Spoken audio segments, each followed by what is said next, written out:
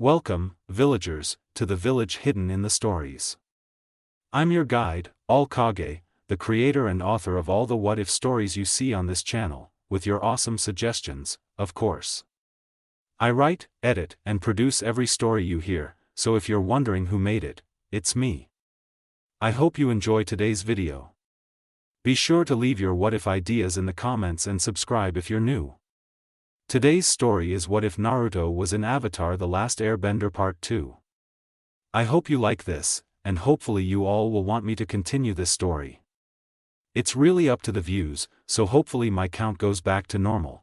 If you'd like to support the channel, check out my Patreon, link in the description.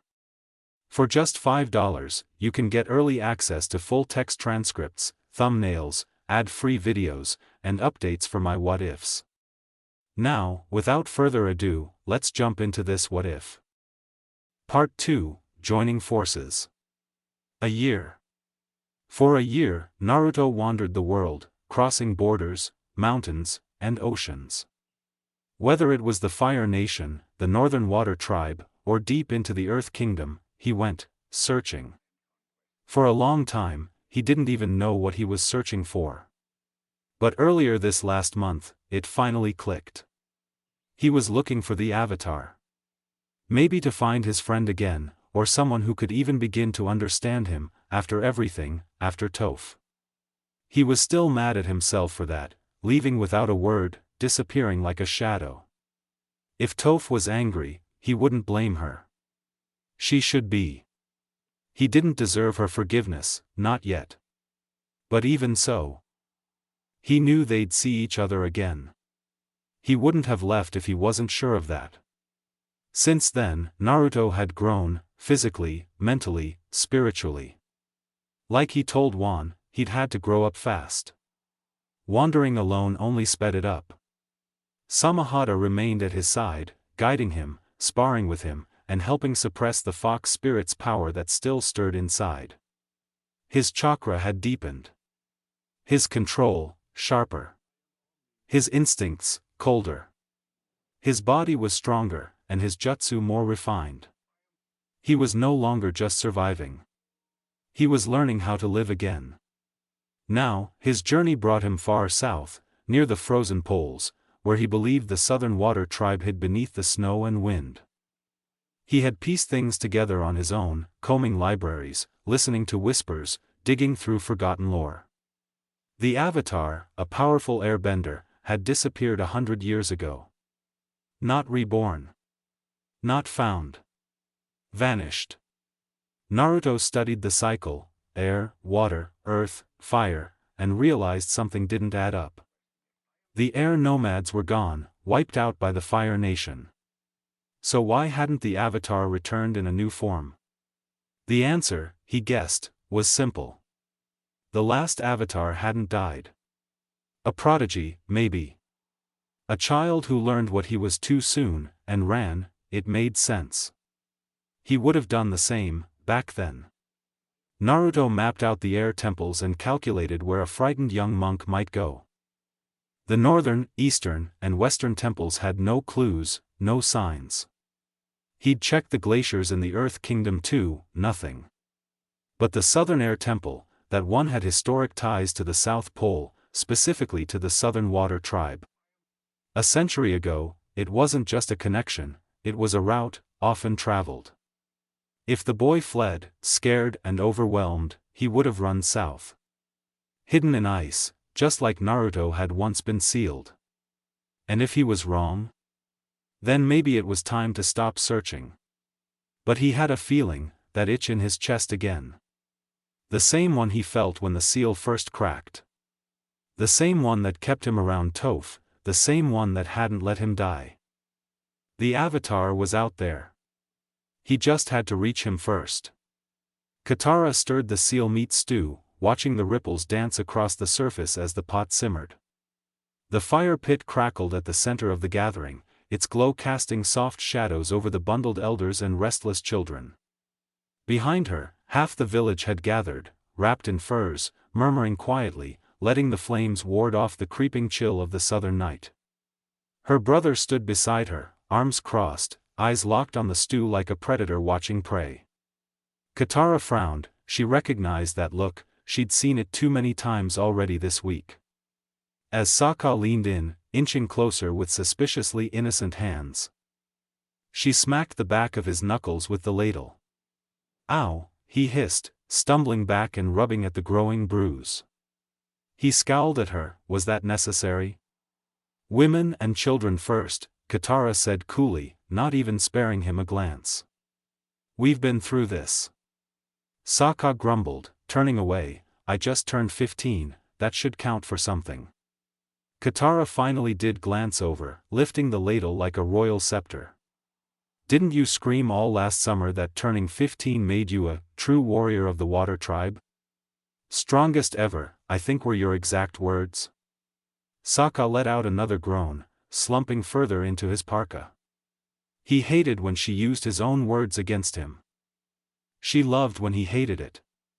That was their rhythm, constant bickering, mild violence, sarcasm, and underneath it, a tether of trust.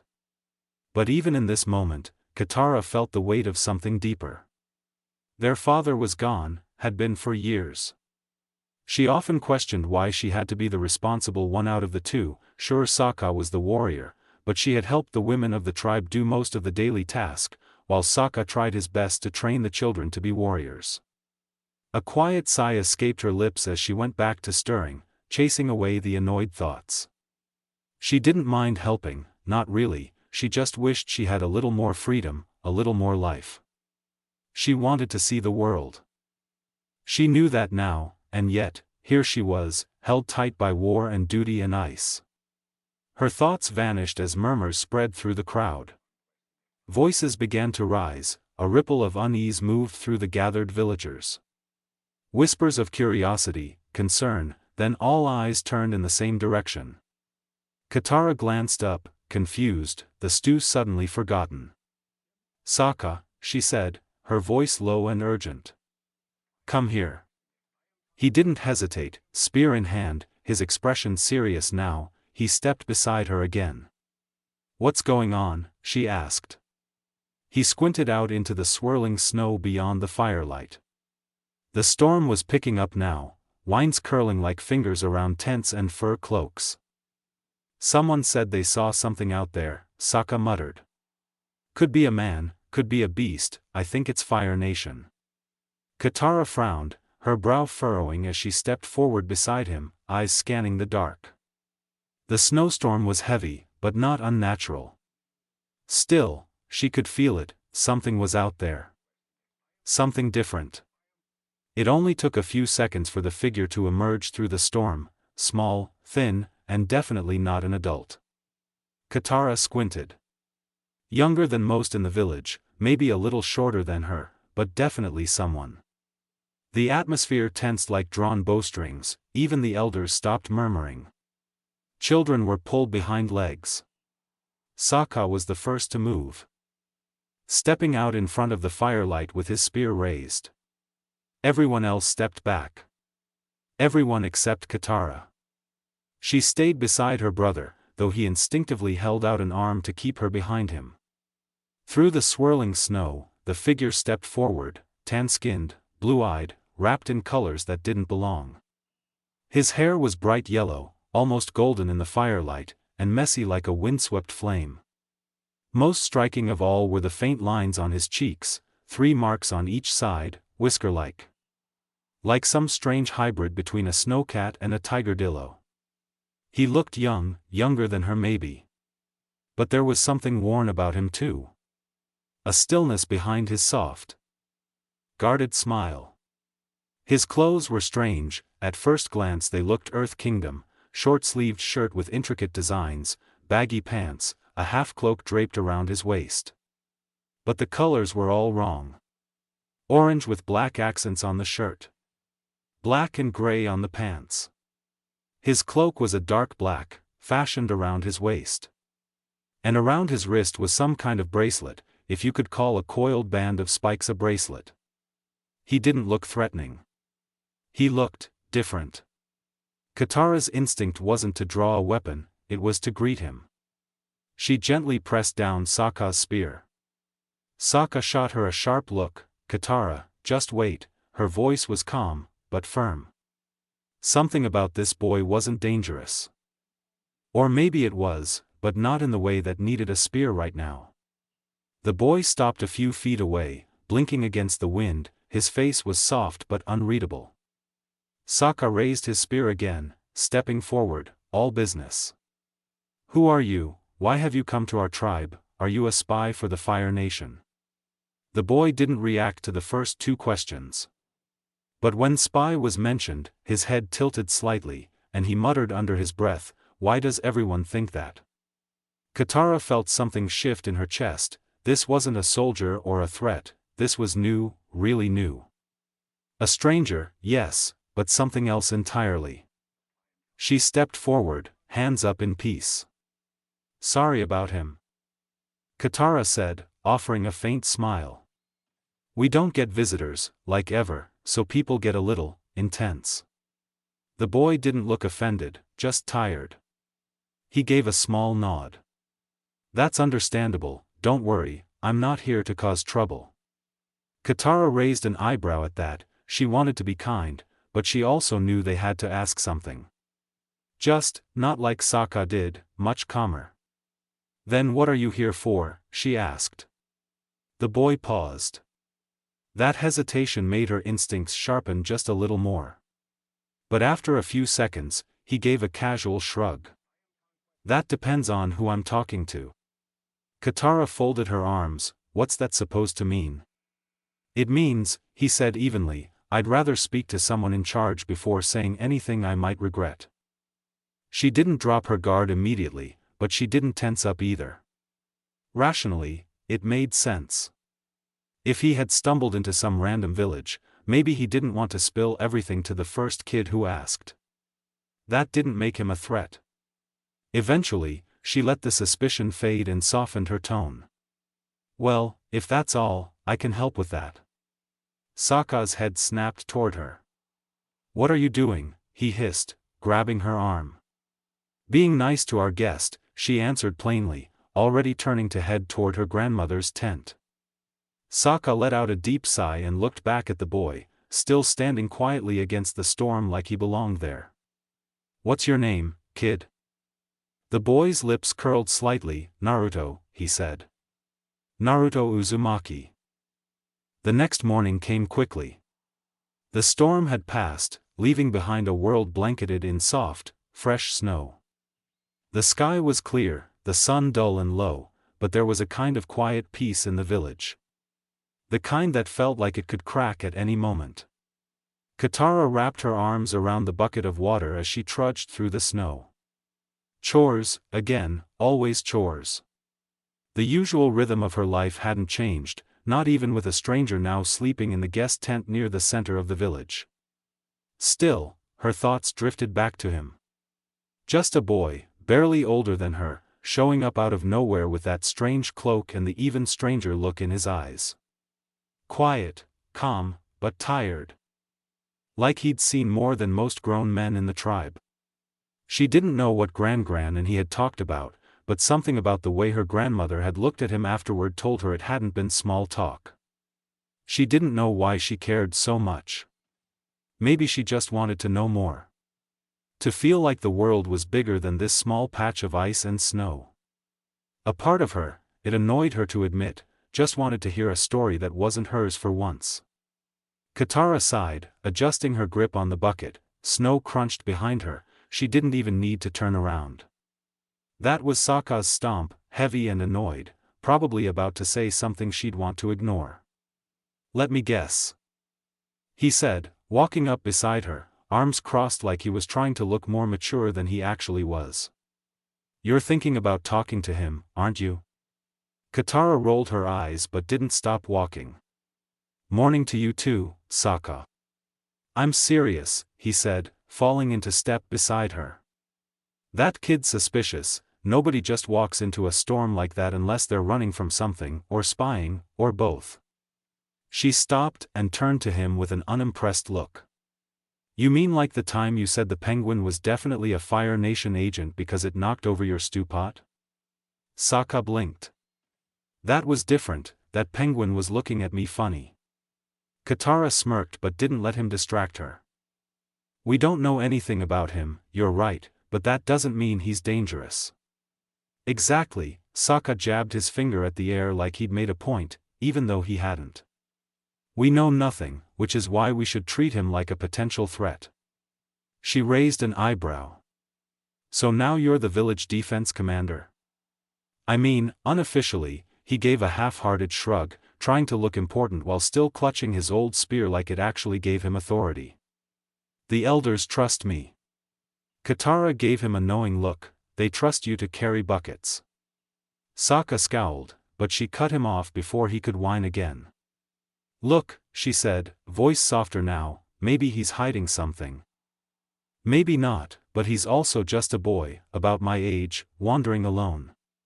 That's not something people do lightly.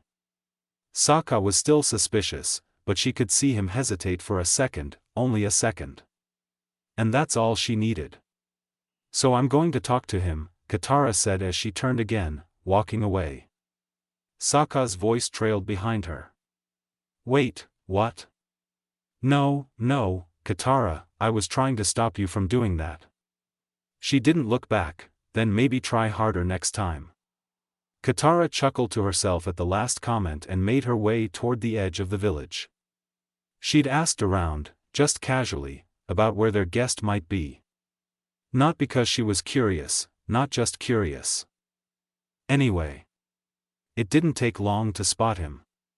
Naruto was sitting near the edge of the village, not far from his guest tent, well, as far as anything could be in their tiny little village.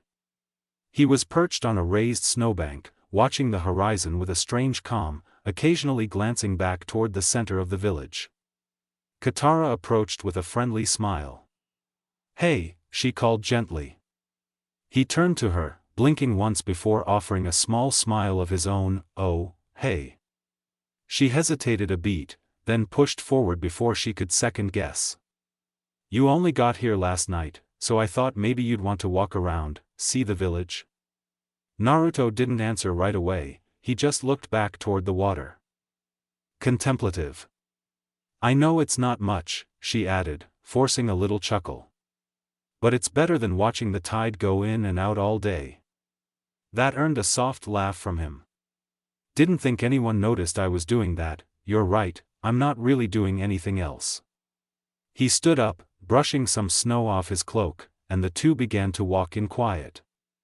Katara tried not to look around too much, but she saw it anyway, the way some of the older villagers watched them from a distance. Not unkind, but definitely guarded, she winced a little. Sorry about the looks, she said after a moment. People are a little on edge. It's fine, Naruto replied easily. It'd be weirder if they weren't cautious. His voice was soft but steady, with a tone that made her pause. It was, composed, more than most adults she knew. She shook the thought off. So, she said, breaking the silence again, my gran said you're staying a few days. Can I ask why? I'm looking for something, Naruto said. Or someone, I just needed some time to search before moving on. Who's the someone, she asked, keeping it light. It's complicated. That made her glance at him sideways. The way he said it, flat, a little distant, left her unsure if he couldn't explain, or just didn't want to. Still, she shrugged it off. Well, I hope they're not far. You're traveling alone, right? I am, for now. Seems dangerous, she added. Especially heading to the South Pole. Naruto gave her a small smile, it's not that dangerous, if you know how to move. Katara tilted her head, studying him a little closer now. How old are you again? 13. She blinked. And you're traveling alone, her voice had a sharper edge than before. I'm not really alone, he said. Just not with someone you'd expect. That raised her suspicion just a little more. What's that supposed to mean? It's not important. The dodge made her frown, not just because he didn't answer, but because it was too smooth. No hesitation, no nervousness, like he'd done this before. You talk like someone who's seen more than a 13-year-old should. She said. Naruto didn't flinch. Age doesn't slow the world down, you either keep up, or get left behind. That answer, it didn't sit right with her. Who was this kid? You always talk like that, she muttered. Like an old man trapped in a kid's body? He chuckled, only when people start asking a lot of questions. She rolled her eyes but didn't smile this time. Something about him felt off now. Not dangerous, just like he didn't fit. So where exactly have you been? She asked, not letting it drop. Many places. Any interesting ones? Fire Nation, Earth Kingdom, some abandoned places, and everywhere in between. That tells me nothing, she muttered. Naruto's voice softened a little. Every place has patterns. This one's colder than most, but it's quieter, people here live differently. She found herself nodding, that part sounded honest, like it came from someone who'd actually been places, but then he added, it's harder here though. I noticed, there aren't any adult men. Katara paused, but reassured herself that what he said wasn't hard to notice. Naruto kept walking, his eyes still forward. Last night, I saw that stew when I first came in, the portions were a bit smaller than most.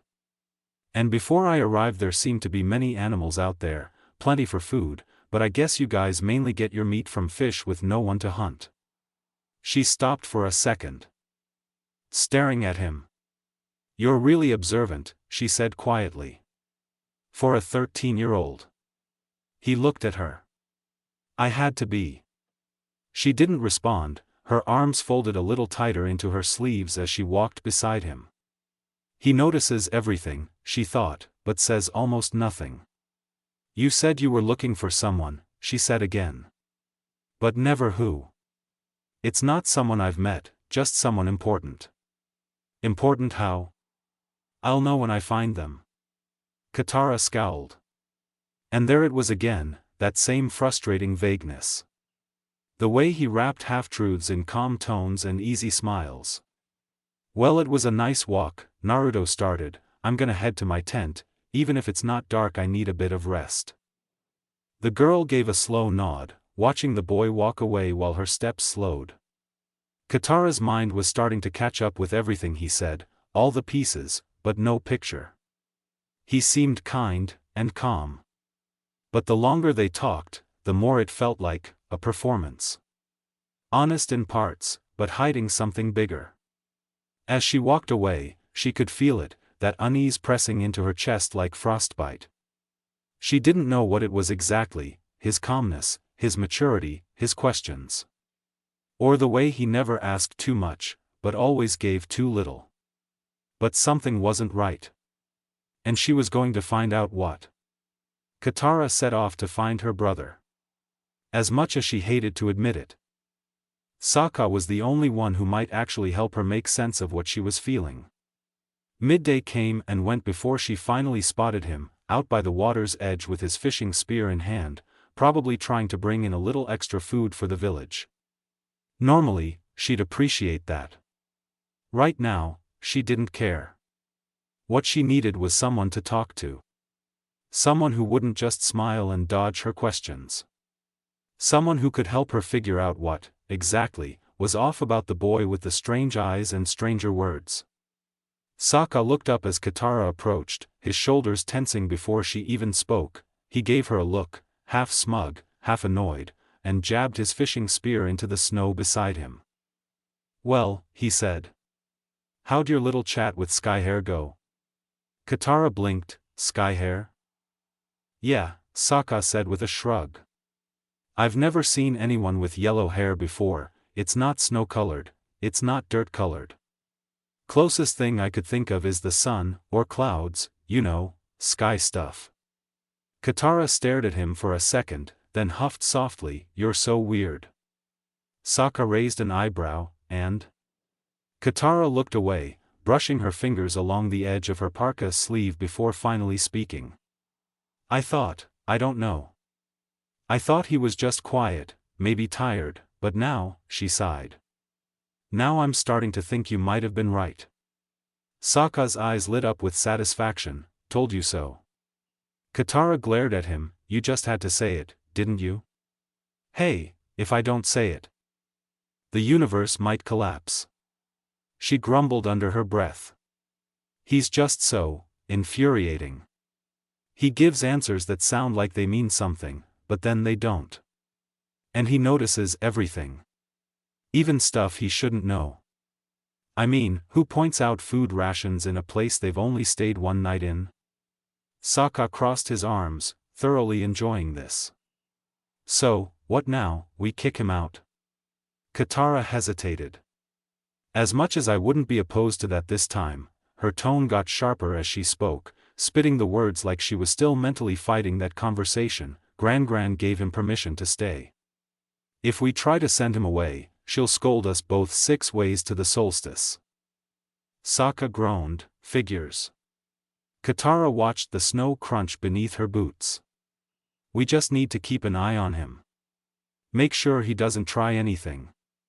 Just until we figure out what he's really here for. Sokka made a face. So what, we spy on him now? Not spy, Katara said quickly. Just observe. Sokka gave a long, exaggerated pause, then slowly turned away. If you want to spy on mysterious boys, you do you, he muttered. I'm not wasting my whole week playing secret snow ninja.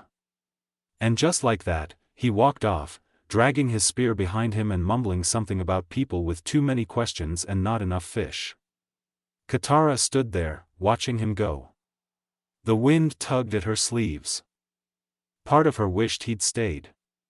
Because now, she was alone again, with more questions than answers, and a nagging feeling in her gut that wouldn't go away. Midday passed, and the day faded into an uneventful dusk. Night fell cold and clear. Whatever weight had gathered in Katara's chest didn't ease, not even with sleep. She turned in early, but rest never came, not really. Her thoughts circled, retraced conversations, moments, glances. By the time dawn broke again, her decision had already been made. She would watch him. If no one else was going to take this seriously, then it was on her. With no help from Sokka, who had all but defected to Naruto's side, Katara took it upon herself to stay close. Always out of sight, always quiet. There were a few close calls, moments where his eyes flicked in her direction and she had to duck behind hanging pelts or a mound of snow. But if he noticed, he never said anything. That only made her more suspicious. She spent nearly half the day trailing him, keeping her distance. She saw the way he moved through the village, calm, deliberate, like he belonged without needing to. The elders who had once watched him warily now nodded at him in passing.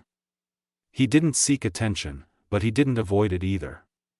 If someone asked for help, lifting supplies, carrying water, repairing one of the fur-draped shelters, he did it without complaint. Always with that small, tired smile. Now, near the afternoon's end, Katara crouched behind a low snowbank, her chin resting on her arms.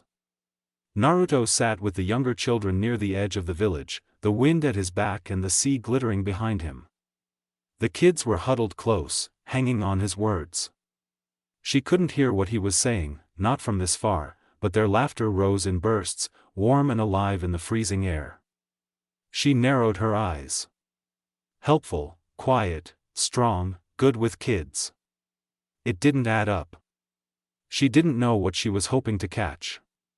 A slip in the act, a sign of danger, but all she had so far was a boy who acted more like a wandering monk than anything else. And somehow, that was exactly what made her trust him less. You know, for someone spying, you're really not that subtle. Katara jumped hard enough to nearly slip on the ice beneath her boots. She spun around, heart racing, only to find Sokka standing behind her with a grin far too smug for her liking. Sokka, she hissed, yanking herself back to her feet. Don't sneak up on me like that. He held up both hands in mock innocence. I didn't mean to, honest, but that little jump you did, worth it. Katara narrowed her eyes into a deadpan glare, brushing snow off her parka. Hilarious. Sokka leaned casually on his spear. So what's the plan now, you gonna keep hiding behind snowbanks and glaring at the guy from a distance? She rolled her eyes. Shouldn't you be out fishing, or, I don't know, training the next generation of warrior penguin clubbers? He shrugged, did that yesterday, took the kids on a survival walk and brought back 3 Arctic squids. I'm taking a break. Katara frowned, her thoughts drifting. A break. That was the first thing Naruto hadn't taken since he arrived. He was always doing something, helping, watching, blending in, acting like he didn't need rest, like helping was just part of breathing. And yet, Sokka seemed to already forget what they had talked about yesterday, not moving an inch to help her, didn't care about helping unless it meant kicking the stranger out. Sokka hadn't even talked to him, not really, maybe a poke or prod here and there, but other than that Sokka was just another new suspicious face. That gave Katara an idea. She glanced back toward where Naruto was still sitting with the kids. Hey, she said, quieter now. Can you talk to him? Sokka raised an eyebrow. To Naruto? No, to the giant turtle seal he's been hiding, she snapped. Yes, Naruto. He crossed his arms. Didn't you already talk to him? She sighed, yes, and like I said before, he never gives a full answer to anything. I thought maybe you could get more out of him. You're good at making people say things, just slow down when you get to the complicated stuff. Sokka stared for a beat longer before a slow smirk formed on his face. Why can't you do it? I mean, you've already been spying on your little spy boyfriend. Katara's face instantly turned red. He is not my boyfriend. Could have fooled me, he muttered. She took a deep breath, pushing her irritation down. Look, if you're really the big brave warrior who protects this village like you always say you are, shouldn't you be taking this seriously? You already know he's hiding something, probably something dangerous, don't you want to know? Sokka scowled, you always do this, bring up my duty to guilt-trip me into doing stuff.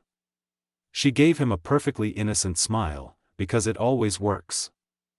He groaned and turned away. Fine, I'll talk to him, but if he starts talking in riddles, I'm blaming you. Katara watched as Sokka made his way toward the cluster of children where Naruto sat, still calm and unassuming. She didn't follow. Instead, she stepped back behind the snowbank and waited, narrowed eyes, arms folded, watching and listening as best she could, wondering if Sokka might finally get the answers she hadn't. Katara crouched low behind a stack of snow-packed barrels, arms folded tightly as she watched Sokka approach Naruto. She couldn't hear what they were saying, not clearly, but she could see everything. Naruto sat relaxed, legs folded as the children around him slowly scattered, giggling and running off to play. Sokka knelt beside him, spear resting on his shoulder, head tilted in that casual butt-prying way of his. They started talking. At first, Naruto said very little, at least from what she could tell. His body language was calm, but not dismissive. Then, gradually, his hands moved a bit more. Sokka leaned in. Naruto pointed toward the edge of the village, gesturing in slow, circular motions, then made a chopping motion, a move Katara guessed had something to do with fighting. Whatever was being said, it wasn't hostile. It wasn't even tense. A few more minutes passed, and suddenly, that's great, Sokka shouted, standing up and throwing his arms into the air like he'd just speared a whole pod of sealfish. Katara nearly fell out of her hiding spot. Naruto just smiled and gave a small wave, to which Sokka returned a big one before walking off, heading right toward her. The moment he saw her, his steps slowed, but the grin didn't fade. She stepped out from behind the barrels, arms crossed, eyebrow raised. Okay, what was that? You kinda just yelled at the end there. Sokka blinked, looked back at Naruto still sitting by the children, then scratched the back of his head. Oh yeah, I almost forgot what I was doing. Katara narrowed her eyes. How do you even forget something in the middle of doing it? She thought, already annoyed. Focus, Sokka. I am focused, he replied. Focused on the fact that maybe I was wrong about the kid. Katara frowned deeper. What? I mean, look, yesterday I was totally on edge, right? New guy shows up out of nowhere, weird clothes, weird hair, weird everything. But now, he shrugged, now I'm not so sure he's some kind of Fire Nation spy or anything. Katara's frown turned to a glare. And how exactly did you figure that out after one conversation? Sokka shot back with a grin, same way you started acting differently after talking to him once. That's not the same. Feels pretty similar, he said, waving a hand dismissively.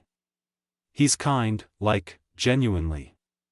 He said he wasn't comfortable talking about his past, especially not with strangers. But he did want me to say sorry to you. He thought the way he answered your questions might have come off rude. Katara muttered, it did come off rude. Sokka blinked, well, there you go, he noticed. He shrugged again. Besides, he's been trying to help. That stuff he pointed out about the village? He noticed it because he wanted to do something about it, not because he was trying to act all smart. Katara didn't answer. She wasn't buying it, helping, how would you know, you didn't even look around to check. And get this, Sokka continued, now grinning like a kid on his birthday, he said he's gonna show me some moves, said he's his own kind of warrior. That made her pause. What? She asked, more sharply than she meant to. Yeah, Sokka nodded enthusiastically. Not only has he traveled around, but he's seen all sorts of places, and fought a bunch of people. Probably bandits and criminals and stuff. He even offered to train me a little while he's here. Katara stared at her brother, unsure what to say. That was new, a warrior, training Sokka? It made Naruto more suspicious, not less. Sokka, meanwhile, took a step back, finally noticing the unimpressed look still fixed on her face. Wait, are you mad or something? No, Katara sighed. It's just, yeah, you got the info, that was the point. I just didn't think you'd change your mind so fast, I thought we were, you know, on the same page. Sokka looked at her and shrugged again, hands stuffed into his coat, he's not that bad of a guy, Katara. Sure, he's hiding something, probably a bunch of somethings, but that's his right. He's a guest, we can't pry into his whole life when he's only been here 2 days. And with that, he turned and walked off, still humming to himself like he didn't just flip sides. Katara stood there alone, jaw clenched. Sure, she thought bitterly, he's hiding something. Not showing anything real. Giving answers that mean nothing. But apparently, he was a warrior. A real one. He'd been in fights, fought through places she couldn't even imagine. And now he was here, training her brother, charming kids, and gaining trust like he'd always belonged. Katara crossed her arms tighter and stared toward where Naruto still sat, talking with a small group of kids who clearly adored him.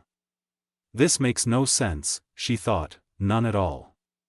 The day passed slowly after that. Evening came with the cold, pulling long shadows over the village. The sky had cleared just enough to let the moon shine through, its pale light casting silver across the ice. Most of the tribe had already retreated into their tents for warmth and rest. Chores were finished. Lanterns dimmed. Quiet returned. But Katara couldn't sleep. She shifted under her furs, eyes open to the dark above her. No matter how many times she closed them, her thoughts circled back to one place, one person. Naruto. The way he spoke, the things he noticed, the stories she hadn't heard but could feel in his pauses. The conversation with Sokka had only made things worse. Somehow, everyone else was ready to let their suspicions go, but she couldn't, not yet. Not when none of this made sense. With a quiet sigh, she pushed back her blankets, slipped on her coat, and stepped out into the night. The village looked different under moonlight. Igloo walls. Normally a patchwork of blues and grays, shimmered silver. Taut lines of rope sagged with frost, the drying racks stood like pale ribs against the sky. Everything felt slower, quieter than the hush of freshly fallen snow. Katara's boots made soft indentations as she crossed the central clearing, breath fogging in the air. Maybe I'm taking this too seriously, she thought. She wanted to keep the tribe safe, of course she did, but Naruto hadn't done anything truly wrong. Maybe she could just wait out the rest of the week, let him leave in peace, spare herself the irritation that always rose whenever they talked. She lowered herself onto a low snowbank in the center of the village, drawing lazy arcs in the powder. Without realizing it, she let a thin sheet of water flow up from the snow, swirling it half-heartedly around her palm. 2 days. Not once had she practiced properly. As the only waterbender here, she couldn't afford to let her skills dull. Is my suspicion keeping me from the one thing I'm supposed to get better at? Sokka certainly seemed eager to drop the whole matter. Before the thought could settle, soft crunching reached her ears, deliberate footsteps in otherwise silent snow. She stilled, letting the water fall, and turned toward the edge of the village. Moonlight caught a lone figure slipping beyond the outer huts. Short cloak, bright hair. There was only one person who matched that silhouette. Naruto. Katara stood quickly, instincts warring.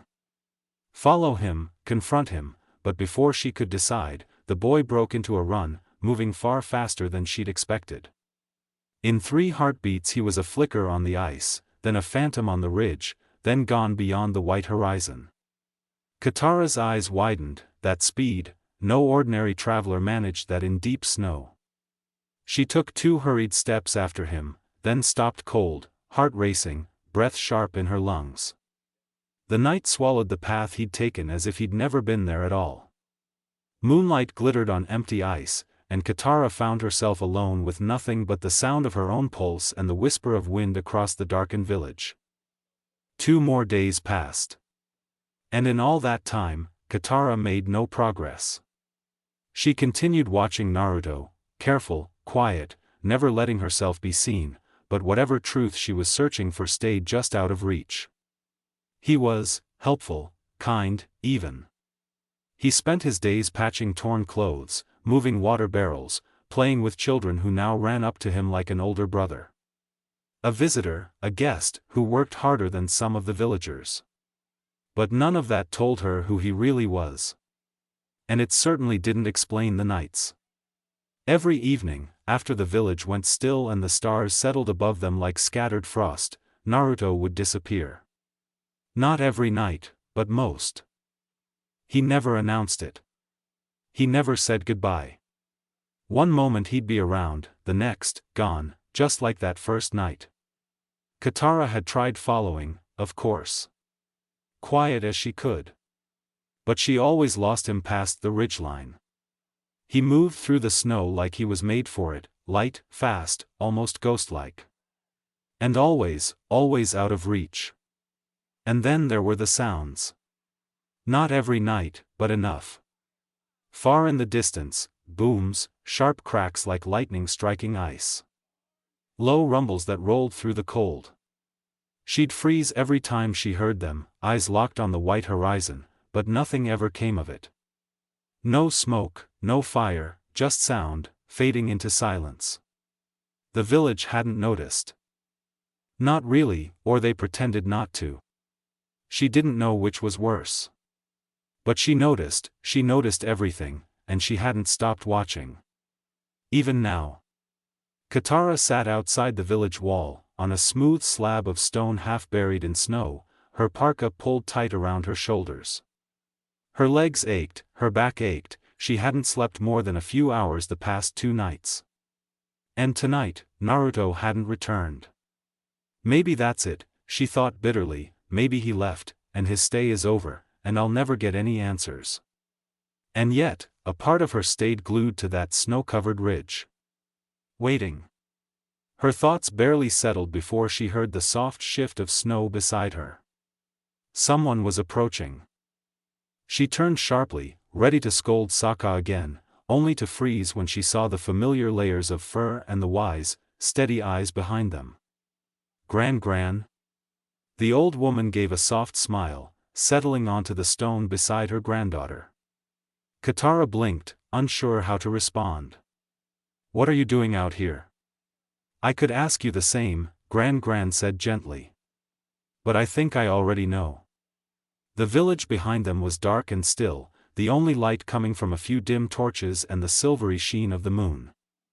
You're tired, Gran said softly, not as an observation, but as a truth Katara couldn't deny. Katara didn't answer right away, her eyes stayed fixed on the white ridge in the distance. Her thoughts swirling.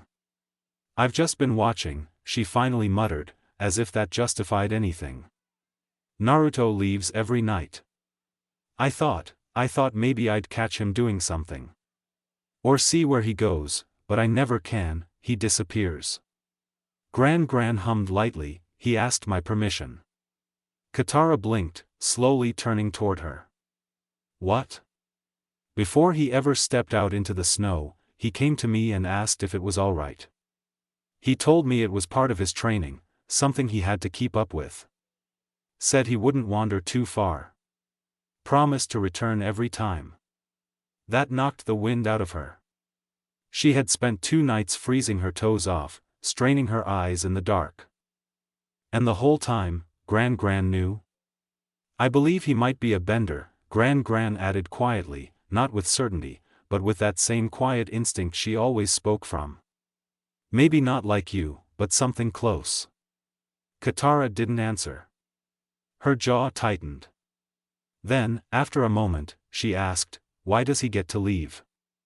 Her voice was sharp, not loud, but sharp. Why does a stranger, someone we don't even know, get to walk into our village and come and go like he wants, while I can barely go fishing with Sokka without asking permission? Gran didn't seem offended by the question. She only looked at her granddaughter gently. Because I don't think I could stop him even if I wanted to. Katara stiffened. What does that mean? The old woman folded her hands in her lap. It means there's something in him, something strong. Not just physically, though clearly that's true too. He's the kind of person who doesn't ask for permission to exist. He tells the world he's here, and the world listens. Katara's brow furrowed. Did he tell you everything when he first got here? Is that what you were talking about when he asked to meet you? Gran paused, then shook her head with a faint smile. He didn't tell me everything, but enough to know he wasn't a threat. Then why is it still so confusing? Katara asked, and it came out too fast, too real. Everything he says, it's like he's answering the question without ever really answering it. Gran turned toward her more fully now. He's not you, Katara, and you shouldn't try to watch him like a shadow. Not every mystery is meant to be solved in a day. Katara looked away, her arms folded. I'm just trying to protect the village, she said, quieter now. I know you are, Gran replied. But protection doesn't always mean spying. Then her voice softened more. Look at what he's done. He plays with the children, keeps them busy so their mothers can rest. He helped reinforce 2 tents against the last windstorm. And when he saw our food stock was low, he insisted on going out. I only let him because he seemed so sure. Katara narrowed her eyes. So he is out there hunting? Seems so. He wanted to do it, as he noticed how our food supply was getting low. After 2 years without the warriors, we wouldn't survive another 2 on fishing alone, Gran said. Katara opened her mouth to respond, but then she heard it. Footsteps, heavy ones. She turned, and there he was. Naruto emerged from the darkness like it didn't touch him. The moonlight caught his hair first, then the large shape over his shoulders, bigger than him, slung across his back like it weighed nothing. It was a turtle seal. A massive one. He dropped it onto the snow with an easy grin. This should last the village through next week, he said, looking straight at Gran. A thank you, for letting me stay while I search. Katara could only stare. Her mouth was slightly open, and for once, no question came out. Not even one, because every answer only raised more. Gran didn't say I told you so, she didn't need to. Instead, she looked gently back at Katara. If you keep watching him like this, you'll lose more than sleep, you'll lose time to train, and time is something we don't have an endless supply of. Katara turned sharply. You knew I was sneaking away to waterbend? Gran just smiled. That silence said more than words. Katara looked back at Naruto again. He was already helping a few older women drag the turtle seal toward the food huts, chatting casually like this was the most normal thing in the world. And maybe for him, it was. Katara exhaled slowly. Sure, he was annoying. He never gave a full answer, seemed impossibly old for someone barely taller than her, and was definitely hiding something behind those watchful eyes. But he was helping. He hadn't caused trouble. He wasn't lying, just picking his truths carefully. He was doing good while he stayed. And he wasn't staying forever. Maybe one day she would learn the full story. Maybe not. But she could stop treating him like a spy. At least for now. She stood up beside her grandmother. I'm going to bed, she said, her voice quiet. Good, Gran replied. You've earned it. As Katara walked off, she didn't look back at Naruto. But she knew, somehow, he'd already noticed she wasn't watching him anymore. Time skip. It had been nearly a week since Naruto arrived at the South Pole. In that time, he had done his best to help the Southern Water Tribe however he could, repairing tents, gathering food, even playing with the children when needed. He also made sure to keep Samahata hidden, not wanting to alarm anyone with the strange weapon slung across his back. But despite all his effort, his search for the Avatar had yielded nothing. Each night, after training alone beneath the stars, he would head out across the ice, scanning for any sign, any trace, of Rava's glow trapped in the glaciers. Yet there were no signs. No strange lights. No familiar energy, no one frozen in the ice who might have been the one he was searching for. Just cold silence, and a growing frustration. Over the week, Naruto had noticed her watching him. Katara. From the moment he arrived, her eyes had been sharp, full of curiosity and caution. Every time he spoke, every time he helped around the village, he could feel her gaze trailing him from behind tents, behind snowbanks, behind half-finished questions. She had stopped recently, thankfully. It wasn't that he minded the suspicion. In truth, he respected it. Someone had to be cautious. But there were only so many times a person could accidentally walk past him before it stopped being subtle.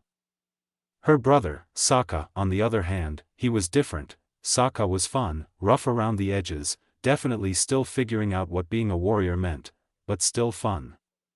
He treated Naruto like a kid sometimes, even though Naruto had been the one training him. Still, Naruto didn't mind, not really. Sokka was one of the only people on his journey who could actually make a joke that landed. Most people were too tired. Too wounded by the war to laugh. But not Sokka. He was a reminder that not everything had broken yet. And honestly, this village was the same way. Small, guarded, but alive, there was warmth here, in the way people helped each other. In how they ate together. Worked together, protected what little they had left. It was a shame he'd be leaving tomorrow. He had already scoured the South Pole, fully, thanks to chakra and Samahata. There were no signs, no glow under the ice, no Rava, no one. A week had been more than enough. But he couldn't stay here, not long term. He'd decided long ago, he would end the war. If the Avatar never showed up, he would end it. He did it mainly for the fact his 2-month-long search had given him practically nothing, and the world was getting worse because of the war. While he knew the Avatar was something of a hero, and wanted to find them, that didn't mean the world didn't need one savior. It needed people willing to fight. Naruto just happened to be one of them. The search for the Avatar, that was sentiment. A way to honor a balance he didn't even fully believe in anymore. He didn't hate the idea of heroes, he just hated the way people waited for one instead of standing up themselves. Still, now he sat in a small wooden boat with Katara and Sokka, fishing. Not his thing, honestly. Normally he would have gone out past the ridge and brought back another turtle seal. He'd already found a few roaming herds and had started helping the tribe stock up for the summer. One good haul could feed them for a week or more. But when Gran asked if he wanted to go fishing with Sokka, and Sokka asked too, he'd said yes. It was his last full day, after all. He hadn't expected Katara to come along. That was the surprising part. He found her interesting, amusing, even, with how she tried to solve him like some wandering mystery. He didn't mind her digging. He just wasn't planning on giving her the answers. Not yet, not after only a few days. He'd learned that lesson the hard way. His thoughts were interrupted by a loud splash as Sokka's spear plunged into the water. The boat rocked slightly, snapping Naruto out of his recline. He glanced sideways, noting the ripple of the impact with mild irritation. Sokka grumbled about missing again, still gripping the shaft of his spear like it had betrayed him. Naruto sighed, drawing his arm in slightly, his fingers brushed over the cool texture of Samehada in her bracelet form. He rubbed the scales gently, and in return, felt the familiar silent coo she gave only him. Still calm. Still sleeping. Good. He looked over to Sokka, how's the fishing going? Sokka huffed, next one's mine, don't worry. Naruto gave a quiet chuckle, his lips twitching up at the corners. The boy raised his spear again, shifting in his parka with exaggerated flair. Alright, you two, watch closely. This is how you catch a fish. Naruto snorted softly to himself. Katara just rolled her eyes. But then something caught his attention, subtle. But familiar. Katara's gaze drifted downward, she'd spotted a fish, just under the surface. But she wasn't reaching for a spear. Her fingers brushed against the edge of her glove. Naruto's eyes narrowed slightly, careful not to make it obvious. She slipped the glove off slowly, as if testing something, preparing. But then, she glanced his way, and stopped. Her hand froze, hovering over the water, the tension in her shoulders stiffened for only a second before she pulled back, as if pretending she hadn't been about to do anything at all. Naruto understood why. She didn't know he already knew. That she was a waterbender. It wasn't hard to piece together. The whispers from the elders. The subtle way she handled water, even when she wasn't trying to. The quiet reverence others gave her when water was involved. And her silence around him. She didn't want him to know, because he was an outsider. Understandable. But if his guess was right, she needed more practice. This, right now, was a good moment for it. Calm water, no one watching too closely. She shouldn't have stopped. Naruto glanced sideways at Katara, his arms folded behind his head as he leaned back lazily in the boat. His voice was quiet, almost casual. You don't need to hide your bending from me. Katara blinked, caught off guard. Her head snapped toward him, eyes narrowing in suspicion. How do you know about that? A faint smirk tugged at Naruto's lips. I'm observant, remember? She grumbled, clearly annoyed but didn't press it further. Instead, she turned her focus outward again, letting the tension slip off her shoulders. The girl began steadying breath, she extended her hand toward the water. Naruto watched as her fingers moved in an up and down rhythm, focused and precise. A few seconds later, a bubble of water rose from the surface. Trapped inside was a silver-scaled fish, wriggling in place. She raised her other hand, guiding the floating sphere around the boat, her expression alight with wonder. Naruto's eyes widened slightly. Not bad, he thought. He had assumed she was still very new to waterbending. And she was, but that control, that connection? That wasn't normal beginner stuff. She had something rare, natural talent. A small, honest smile crept across his face. Katara turned toward her brother. Sokka, look. Sokka didn't glance up. Busy, gotta focus on this one, he muttered, lining up another throw. Can already smell it cooked. Katara scoffed and guided the water bubble over toward him with a smug grin. But just as it drifted close, Sokka's spear shot upward at the worst possible moment, bursting the bubble and soaking him in a single, clean splash. The fish plopped back into the water, free again. Naruto chuckled quietly, voice cool as always. You should have been watching the sky as well as the sea. Sokka groaned, now dripping. He glared at his sister. Why is it every time you start playing with your magic water, I'm the one that gets soaked? Katara crossed her arms. It's not magic, Sokka, it's waterbending, and it's, yeah, Sokka cut in, mocking her tone. An ancient art, unique to our culture. He paused, then stared down into the water again, grumbling. All I'm saying is, if I had weird freaky powers, I'd keep my weirdness to myself. Naruto's eyebrow lifted slightly at that comment, but he stayed silent. Katara narrowed her eyes. Weird, I'm not the one making muscles at myself every time I catch my reflection. Naruto blinked. Sokka was mid-flex when she said it. Caught red-handed. He awkwardly lowered his arms and shot Naruto a pleading look. Come on, back me up here. Naruto closed his eyes again and laid back. Leave me out of it, he replied calmly. Then, with a faint smile, he added, though Katara's more right than you are. Katara raised her chin with a victorious little smile. Guess you're not completely infuriating all the time. Naruto cracked one eye open, voice as mellow as ever, thanks. But before any of them could say more, a sudden current caught the boat, pulling them forward with a jolt. The wooden frame lurched, and water began to surge around the sides. Oh, Sokka muttered, gripping the edge. Naruto sat up slowly. His relaxed demeanor shifting into quiet alertness as the boat was swept down a fast-moving stream, toward something glowing beneath the ice. Sokka was the first to react. With a sharp motion, he grabbed the paddle and began steering, doing his best to keep the boat from smashing into the floating chunks of ice. He gritted his teeth, narrowing his eyes as he carefully maneuvered them between narrow paths and jagged edges. Don't worry, he muttered under his breath, mostly to himself. Got it under control. And for a moment, he did. The boat glided forward, weaving through the icy trench as towering walls of frozen blue surrounded them. The sunlight reflected in shimmering beams, turning the ravine almost otherworldly. The current was strong, but manageable. Until it wasn't. A sharp crack echoed from the left. Katara's voice pierced the calm. Sokka, watch out.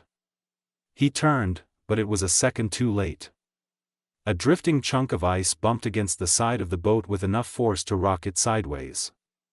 Sokka scrambled to regain control, digging the paddle in harder, trying to push forward through the narrowing corridor.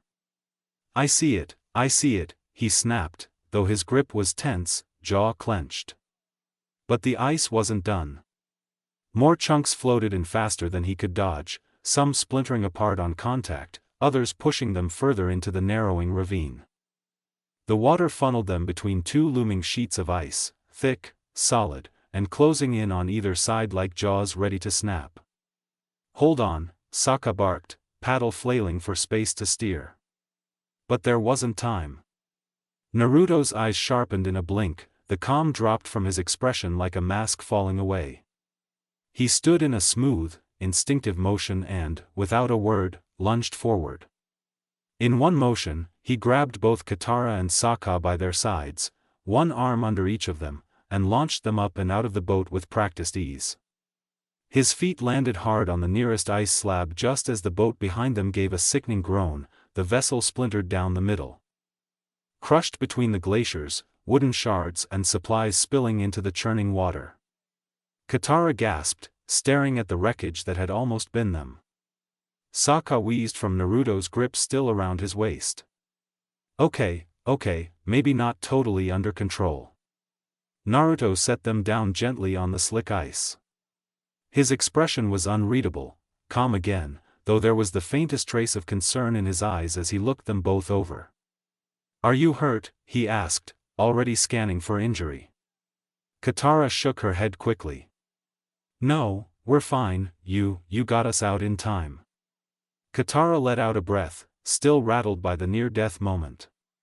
She was standing now, brushing her coat off when she glanced toward her brother with a tight frown. "So, that's your idea of steering, huh?" Sokka raised a brow and scoffed. "Maybe you should have waterbent us out of the ice, Miss Magic Hands." Katara's eyes narrowed. "So it's my fault now?" Sokka crossed his arms, glancing away. "I should have left you at home, leave it to a girl to screw things up." Naruto, who had been standing silently nearby, turned his head. His expression didn't change, but his brow furrowed slightly. He opened his mouth to speak, but didn't get the chance. Katara's voice exploded. "You are the most sexist, immature, nut-brained." With each word, she stomped forward, arms flailing with fury. Naruto noticed the water around them ripple unnaturally, shifting in rhythm with her anger. "I can't even believe we're related," she barked. "Ever since Mom died, I've been doing all the work around camp, while you've been off playing soldier." Sokka flinched. That landed. Naruto's gaze drifted behind Katara, a sudden change in the ice. The towering wall that loomed behind them, it was starting to crack. She was bending, and she didn't even know it. "Katara," Naruto said, voice calm but warning. But she didn't hear him. "I even wash all the clothes," she shouted, spinning around toward Sokka. "Have you smelled your dirty socks? Let me tell you, not pleasant." Another angry motion of her arms. The fissures in the ice spread. Water from the ocean surged into the growing cracks, snaking up the iceberg like veins. Naruto's eyes narrowed. His arms folded across his chest. "Sokka," he said without looking, "get her to stop." "I'm trying," Sokka shouted back, waving his arms. "Katara, calm down." "No," Katara snapped, still seething. "That's it, I'm done helping you, from now on, you're on your own." She swung her arms again, one last time. The cracks erupted. A burst of ocean water climbed up the center of the massive iceberg, and in an instant, the entire thing collapsed with a thunderous groan. Shards of glowing blue ice plummeted into the sea below, kicking up waves that surged outward. Their ice platform was shoved backward with the force of the wave. Katara and Sokka hit the surface, struggling to hold their balance. Naruto didn't move. His stance was wide, grounded, still standing perfectly upright with his arms crossed. Only his coat whipped slightly from the rush of wind and water. Once everything settled, Katara spoke first. "Was that me?" she asked breathlessly, still on the ice. Sokka sat up, soaked and pale. "Yup, you've officially gone from weird to freakish." Naruto sighed aloud, finally breaking his stillness with a shake of his head. This never would have happened if Sokka hadn't opened his mouth.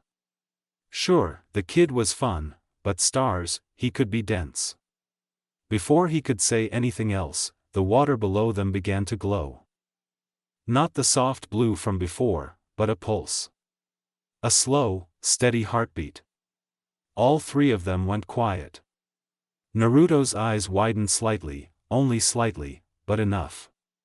He recognized that glow. It was familiar.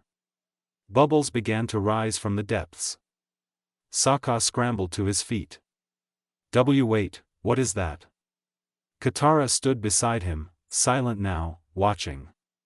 The glow grew brighter. The shape became clear beneath the waves, spherical, massive, glowing like the moonlight itself. Naruto didn't wait.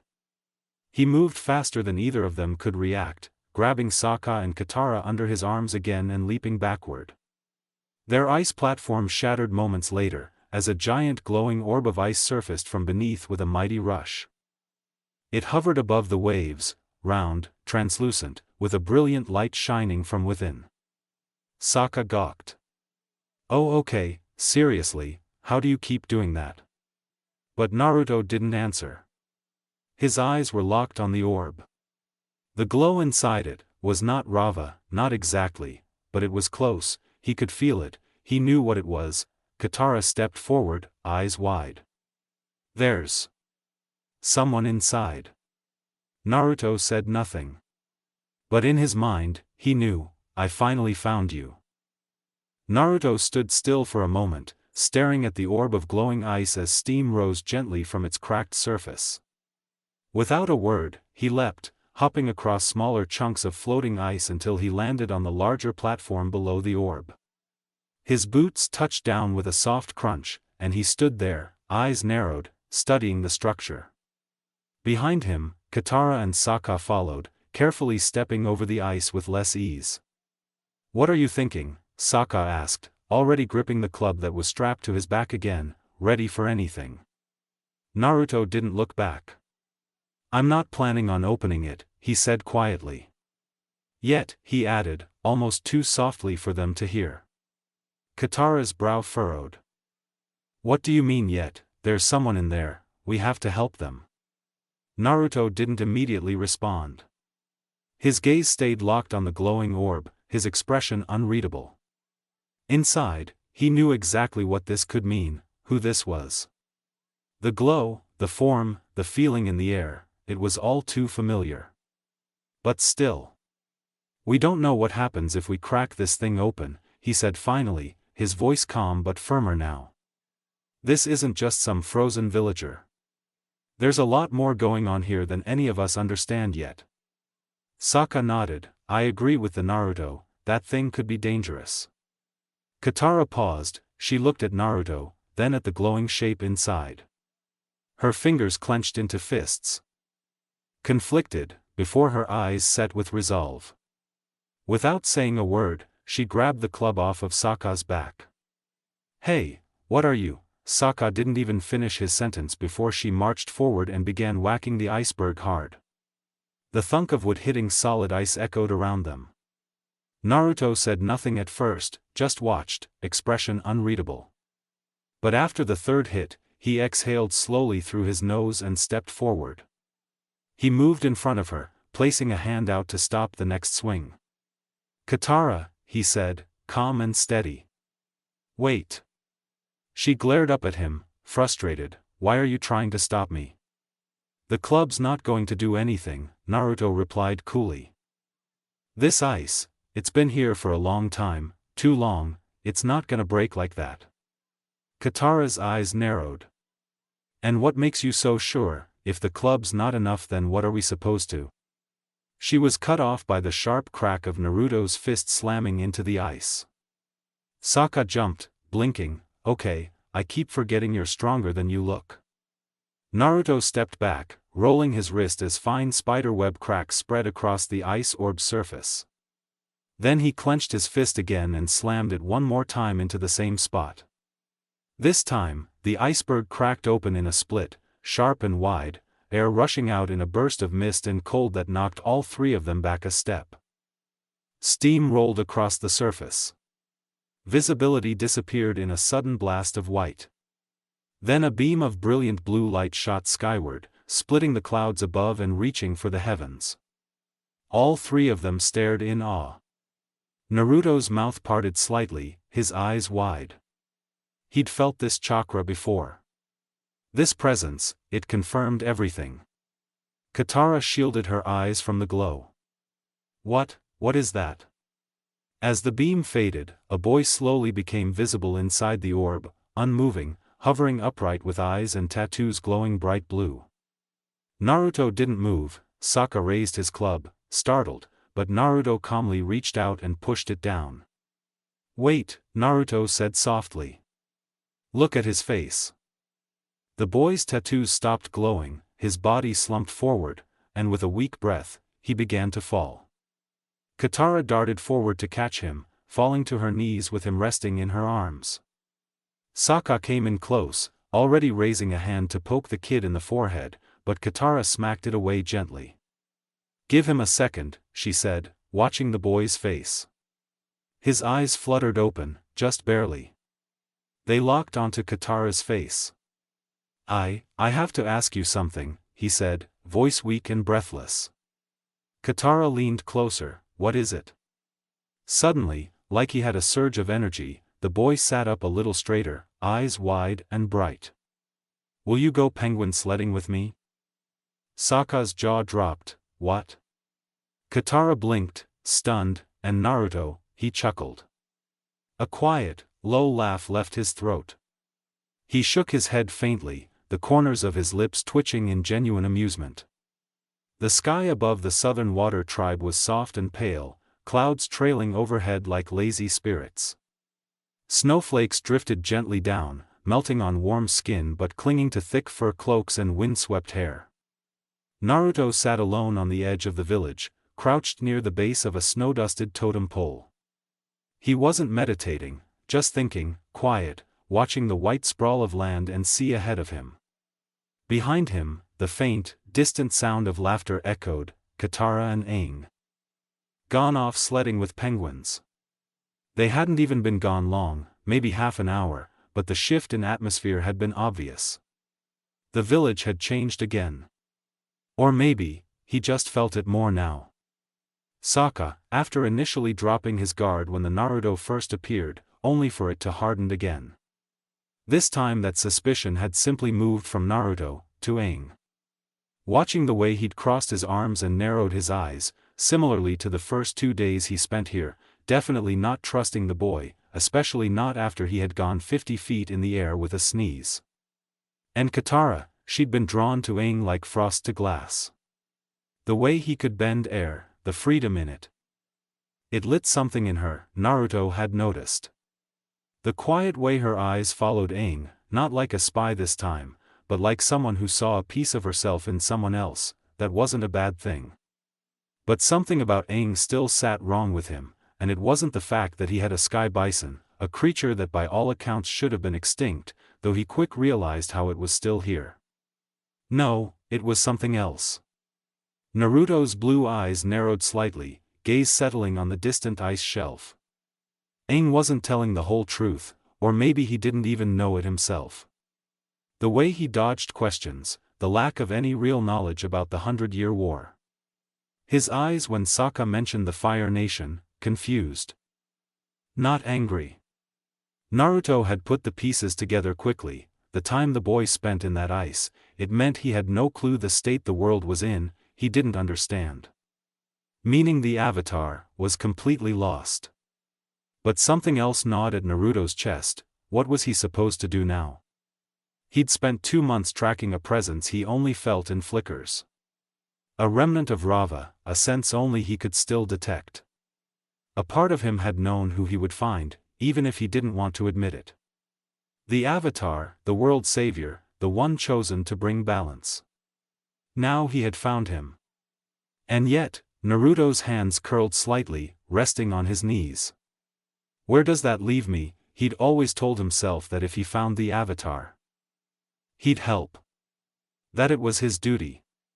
That he owed it to Wan, to the spirit world, to the people suffering. But now that the moment was here, he felt uncertain. He wasn't a bender, he couldn't teach Aang the elements. And even if he could, what would people think if they saw what the fox spirit inside him could do? He wasn't the teacher Aang needed. He wasn't even sure he was a protector at all.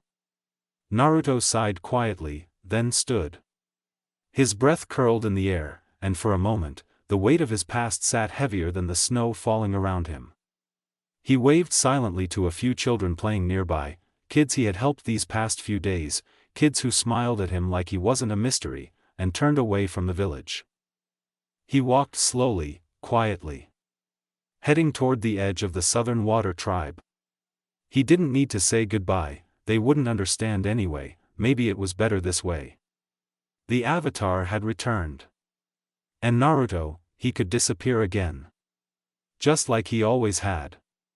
The Southern Water Tribe was far behind him now, just a few dots of smoke curling from huts on the horizon, swallowed slowly by white. Naruto walked in silence across the frozen plains, each step crunching into soft layers of snow. His breath misted before him in steady rhythm, like the pulse of his steps, his thoughts. A soft wind tugged at the loose ends of his clothes, and finally, he stopped. A small ice plateau rose around him. Isolated, quiet, remote. Exactly what he needed. He reached behind him and tugged the cloth tied at his waist. The black and orange cloak unfurled in one smooth motion, the fabric catching in the breeze before he swung it over his shoulders. It wasn't his old one, that had been lost to time, dust and war and fire. This one was new, stitched after his unsealing, crafted by hand in the Earth Kingdom during his first month of wandering. But it wasn't just functional, it was meaningful. Still black, still lined in deep orange, but now more intricate, more alive. The borders were embroidered in curling, flowing patterns, echoes of an ancient design. A quiet homage to a being few even remembered. Rava. On the back of the cloak, the orange lines formed a full silhouette, the symmetrical shape of Rava's front, etched in flame-like curves. To most, it was just some foreign crest. But to him? It was memory, it was reverence. As he secured the clasp at his chest, a gentle vibration pulsed from his wrist. Samahata. The bracelet shimmered and grew, uncoiling like mist off the sea. Scales expanded outward, flowing and thickening until she took full form, tall, jagged, and resting comfortably against Naruto's back, her mouth splitting open in a yawn of serrated teeth before gently shutting again. Naruto smiled faintly and reached up to scratch behind her gill-like scales. The motion practiced and patient. "Sorry," he murmured, his voice the kind only she would hear. "I know you hate being all coiled up like that, but I had to keep you hidden. They're not ready for you yet." She hummed in response, a low, rippling sound like a purr echoing through water. She pressed herself against him in acceptance, curling slightly around his shoulder like a resting cat the size of a broadsword. Naruto exhaled slowly.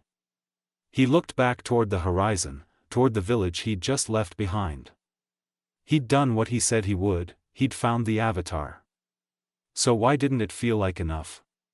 Maybe it was the way Aang laughed, carefree and weightless, while the world cracked under its own tension. Maybe it was how he viewed Wan, the way the man was gone, and reincarnated. Maybe he thought a friendship could last over one lifetime. Maybe it was the war still raging outside this frozen place. "I was just supposed to find him," he said aloud, more to himself than Samahata. "And even then it was a task I put on myself." He glanced down, his fingers tightening around the cloak edges. "But, he doesn't know what happened, he's just a kid.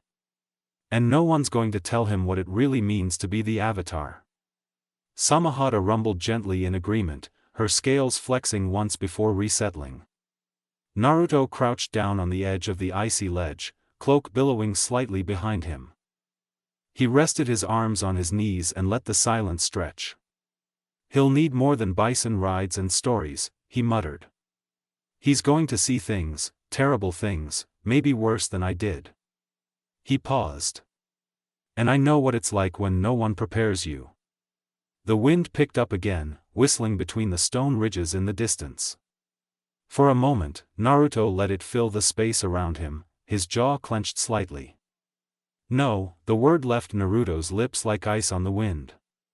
Flat. Certain, a decision made, or so he thought. The snow crunched softly beneath him as he sat alone on the edge of a cliff, far from the tribe. The world before him stretched into an endless white shimmer. The sun hanging at its peak like it was waiting for him to move. Snow shifted behind him. Naruto didn't move, he recognized the rhythm of the steps.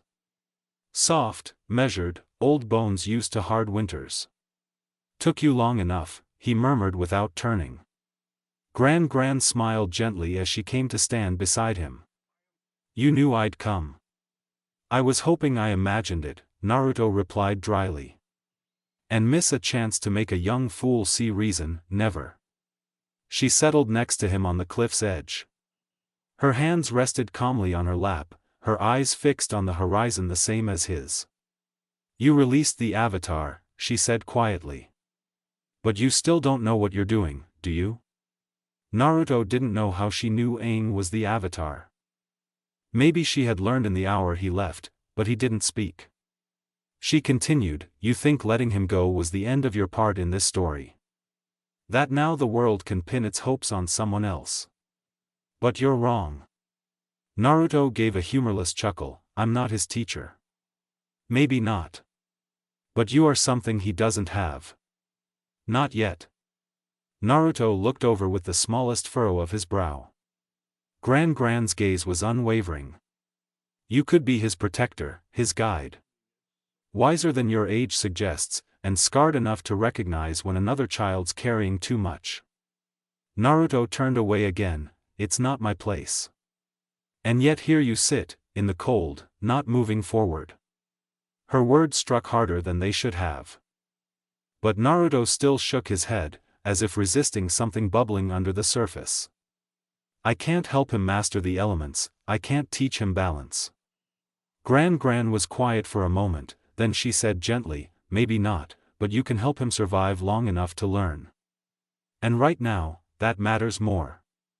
Still, Naruto said nothing, still staring, still on the edge of staying gone. Then, Gran's voice shifted, softer, lower, final. They found an old Fire Navy ship frozen near the village. Aang stepped onto it with Katara. It triggered an alert. The Fire Nation knows he's alive now. Naruto's gaze sharpened, but she wasn't done. When they came, Aang let himself be captured. His breath caught. "Sokka and Katara, they've taken the flying bison and gone after him." She looked at him. "Alone." The word echoed in Naruto's head like a bell. Alone. The idea of Katara and Sokka rushing off into danger, without anyone else, without so much as a plan. Something cracked. He rose to his feet slowly, brushing snow off his knees. Then he placed a hand on Samahada's scales. "Time to stretch," he muttered. The great beast stirred at his side, coiling upward and letting out a deep, eager growl. With a shimmer of chakra, her form began to shift, elongating, rising like a sea serpent, her fins spreading and gills flaring. She took on the dragon-like shape they'd worked on perfecting since his return. A living weapon and companion both. He helped Gran up. "You want a ride back?" She gave a knowing smile. "Not the strangest thing I've flown on." He gave a dry chuckle, then mounted Samahada, reaching a hand down to help her. The moment they were both secured, he whispered, more to himself than anyone, "I'm not a teacher." Samahada's wings spread wide. "But I can still protect them." With that, they took off, cutting across the sky toward the enemy. The cold winds howled over the icy plains as Naruto soared just above them, standing atop Samahada's back in silence. The great shark-like spirit glided through the air effortlessly, her scales catching the sunlight in gleaming streaks of silver and deep blue. Behind him, the Southern Water Tribe was already far out of sight. Gran safely returned, her words still lingering in his mind. Naruto stood still, arms crossed, cloak fluttering with each gust of wind. The intricate orange patterns on his back, designed like Rava's markings, gleamed faintly against the light. A black silhouette on the horizon. A Fire Nation ship. And just above it, circling and rising fast, Appa. Even from this distance, Naruto's sharp gaze picked out the silhouettes riding the bison, Katara, Sokka, Aang. They were escaping. But the ship was preparing something. Atop its deck, a cannon-like launcher was glowing, gathering fire. Too large to be a warning. Too precise to be anything but a shot to kill. Naruto's eyes narrowed. So they were really going to try. Naruto dropped from the sky, cloak trailing like a shadow behind him. He fell straight into the line of fire. The cannon on the Fire Nation ship blazed to life, the glow of a massive fireball swelling in its core, its launch imminent. But before it could release, Naruto moved. His hands blurred through 3 precise seals mid-fall. Water style, flowing geyser. From his mouth erupted a surge of water, not wild or chaotic, but focused, pristine, and unnaturally luminous. It formed a gleaming chasm of liquid that collided with the incoming flame just as it was released. The two forces met with a blast of steam and sparks. The water didn't just douse the flame, it devoured it. The reflective torrent shimmered like glass, swallowing the fire whole and washing over the deck below, knocking several soldiers off their feet. Naruto didn't stop. With a single hand seal, he pushed downward, and a mass of water formed from thin air, a place for him to land, before in a flare of chakra he moved. A blink later, he flash-stepped. Wind cracked as his form flickered through the air. And then, thud. He landed cleanly on Appa's saddle. "What?" Sokka shouted, flinching back so hard he nearly dropped his club. How did you?" Katara gasped, grabbing the reins instinctively. Aang, wide-eyed, nearly lost his footing. Naruto didn't say anything at first, he simply stood, cloak still fluttering, steam trailing off his form from the heat clash below. His gaze fixed on the ship fading behind them, the remnants of the extinguished flame dissolving in the sky. Then he turned, calm as ever, and said to the others, "Sorry I'm late." As the sky quieted behind them, Samahata landed softly into Naruto's outstretched hand, her massive form shrinking back into its familiar true state in a ripple of chakra. He scratched behind her scales gently, and she let out a low, contented coo as she rested in his lap. Sokka stared, incredulous. "Okay, what the hell is that thing?" Naruto didn't answer right away, his eyes were still locked on the Fire Nation ship below. He simply turned, raised a hand in a patient "give me a second," and performed 3 more hand signs in fluid, sharp motion. Water style, compact typhoon. He held out his hand, once again water began to form, only this time into a large compact sphere of twisting force. And with a thrust of his opposite hand, he sent the water darting down and smashing into the icy wall beside the Fire Nation vessel. A delayed tremor followed, and then the whole ledge of the canyon cracked. Chunks of snow and ice collapsed, burying the ship's path in a white avalanche. When Naruto finally turned back to them, the others were all staring, wide-eyed. Sokka had his mouth open like he was still trying to come up with words. Aang blinked, Are you a water?" Katara, eyebrows furrowed, added, "And have you been hiding it this whole time?" They glanced at each other.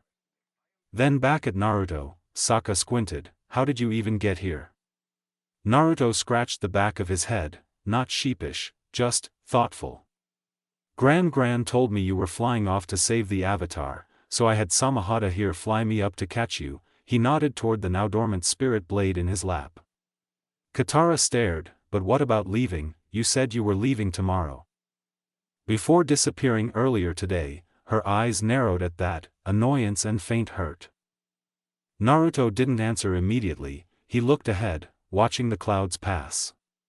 "Something came up," he finally said, "I thought it meant I had to leave. Gran made me realize I was wrong." That made the group go quiet again. Then Sokka, voice half annoyed, half bewildered, asked, "Okay, seriously, though, what was all that? You fell out of the sky, spit magic water, and then, you teleported?" Aang and Katara leaned forward, both pairs of eyes full of questions. Naruto exhaled slowly and finally looked at them, that wasn't bending. Naruto raised a finger, listing things off in that calm, steady tone he always used. "The water, the teleporting, that's chakra, a skill. An energy that lives inside me." Aang's eyes narrowed just a bit. "Are you sure? Because it looked a lot like waterbending to me." Naruto just shook his head. "Even if it was, would waterbending explain how I suddenly ended up here?" Aang opened his mouth, paused, and then let out a breath. He shrugged. "I mean, I guess not. Still, I don't know, just hard to believe, you know." something that isn't bending. I've never even heard of chakra. That's probably a good thing, Naruto replied, voice even. I usually don't tell people what I can do. Aang leaned forward, curious now. So, you're the only one who has it? Naruto nodded once, slow, yeah. That gave the group a pause. Aang sat back a little, even Sokka was quiet for once. I guess it's just weird, Aang said after a second. Like, bending and spirits, sure, that's normal. But this, chakra, it's like saying there's this whole other world nobody knows about. There is, Naruto said, looking at him now. You just haven't seen it yet, and you probably won't get to. No one pressed further on that line. Katara leaned in slightly, that thoughtful look on her face again. So wait, is it like bending? What else can you do with it? Naruto didn't answer right away. He reached down, gently resting a hand on Samahata's back as she curled beside him. It's similar, but different, and it can do a lot. He said simply. But that's not the point. He looked out over the sky for a moment. It's not about what I can do, it's about what I should. That hung in the air for a moment. Aang looked like he wanted to ask more, but didn't. Katara glanced toward Sokka, who was still staring at Samahata with suspicion. The boy's eyes narrowing again, pointed to the massive sword-like beast. What about that? Naruto's hand curled protectively around Samahata's hilt. She's not of that, his voice was calm but clearly edged. She's Samahata, he said. After a pause, he added, she's a spirit sealed in a blade. That's all I'll say. They didn't press further. Then Naruto broke the quiet. Are you two going back to the water tribe? Sokka shook his head. Actually, no, Gran allowed us to travel with Aang. He has to master the other elements, and Katara wants to learn waterbending too. Naruto nodded, silently confirming what he had suspected. Katara smiled, proud. We're going to the North Pole. Naruto tilted his head. Then gave a rare smile. Guess me and Samahata are tagging along, then. Aang, surprised, blinked. You sure? From what Katara said, you didn't really seem like the adventure type. Naruto's gaze flicked to Katara, who quickly looked away. Yeah, she was still annoyed from his sudden disappearance. He didn't call her out, he looked back to Aang instead. Gran got me thinking, I'm the one who broke you out, I don't think I can just walk away now. Aang brightened, wait, so you can teach me to bend? Naruto shook his head slowly, chakra's not bending, I can't teach you that, so please don't make me repeat that line more than twice. Aang groaned and slumped. Naruto leaned back, resting with Samahata across his legs. Where are we headed first? Aang perked up, pulling a worn map from his sleeve. The Southern Air Temple. I have to go there first, maybe there are still airbenders left. Naruto looked at Katara, his eyes asking what he didn't say. She just shrugged slightly, eyes full of sympathy. Naruto let out a soft sigh and looked away. He didn't say anything more. But as Appa flew higher, he looked to Aang. He would be this boy's shield, his guide, a protector. Just like Gran said. But the war, the Fire Nation, the truth about what they had done. How would a pacifist nomad handle the pain of war? How would he explain the atrocities? That, Naruto realized, might be harder than any battle they would face. The conversation didn't continue after that. Instead, the gang made camp nearby, a small fire, simple supplies, enough room for rest. It was quiet, peaceful, the kind of stillness Naruto didn't trust to last. But for a moment, it was enough. When the sunrise hit, casting soft orange and golden hues across the land, only then did movement stir.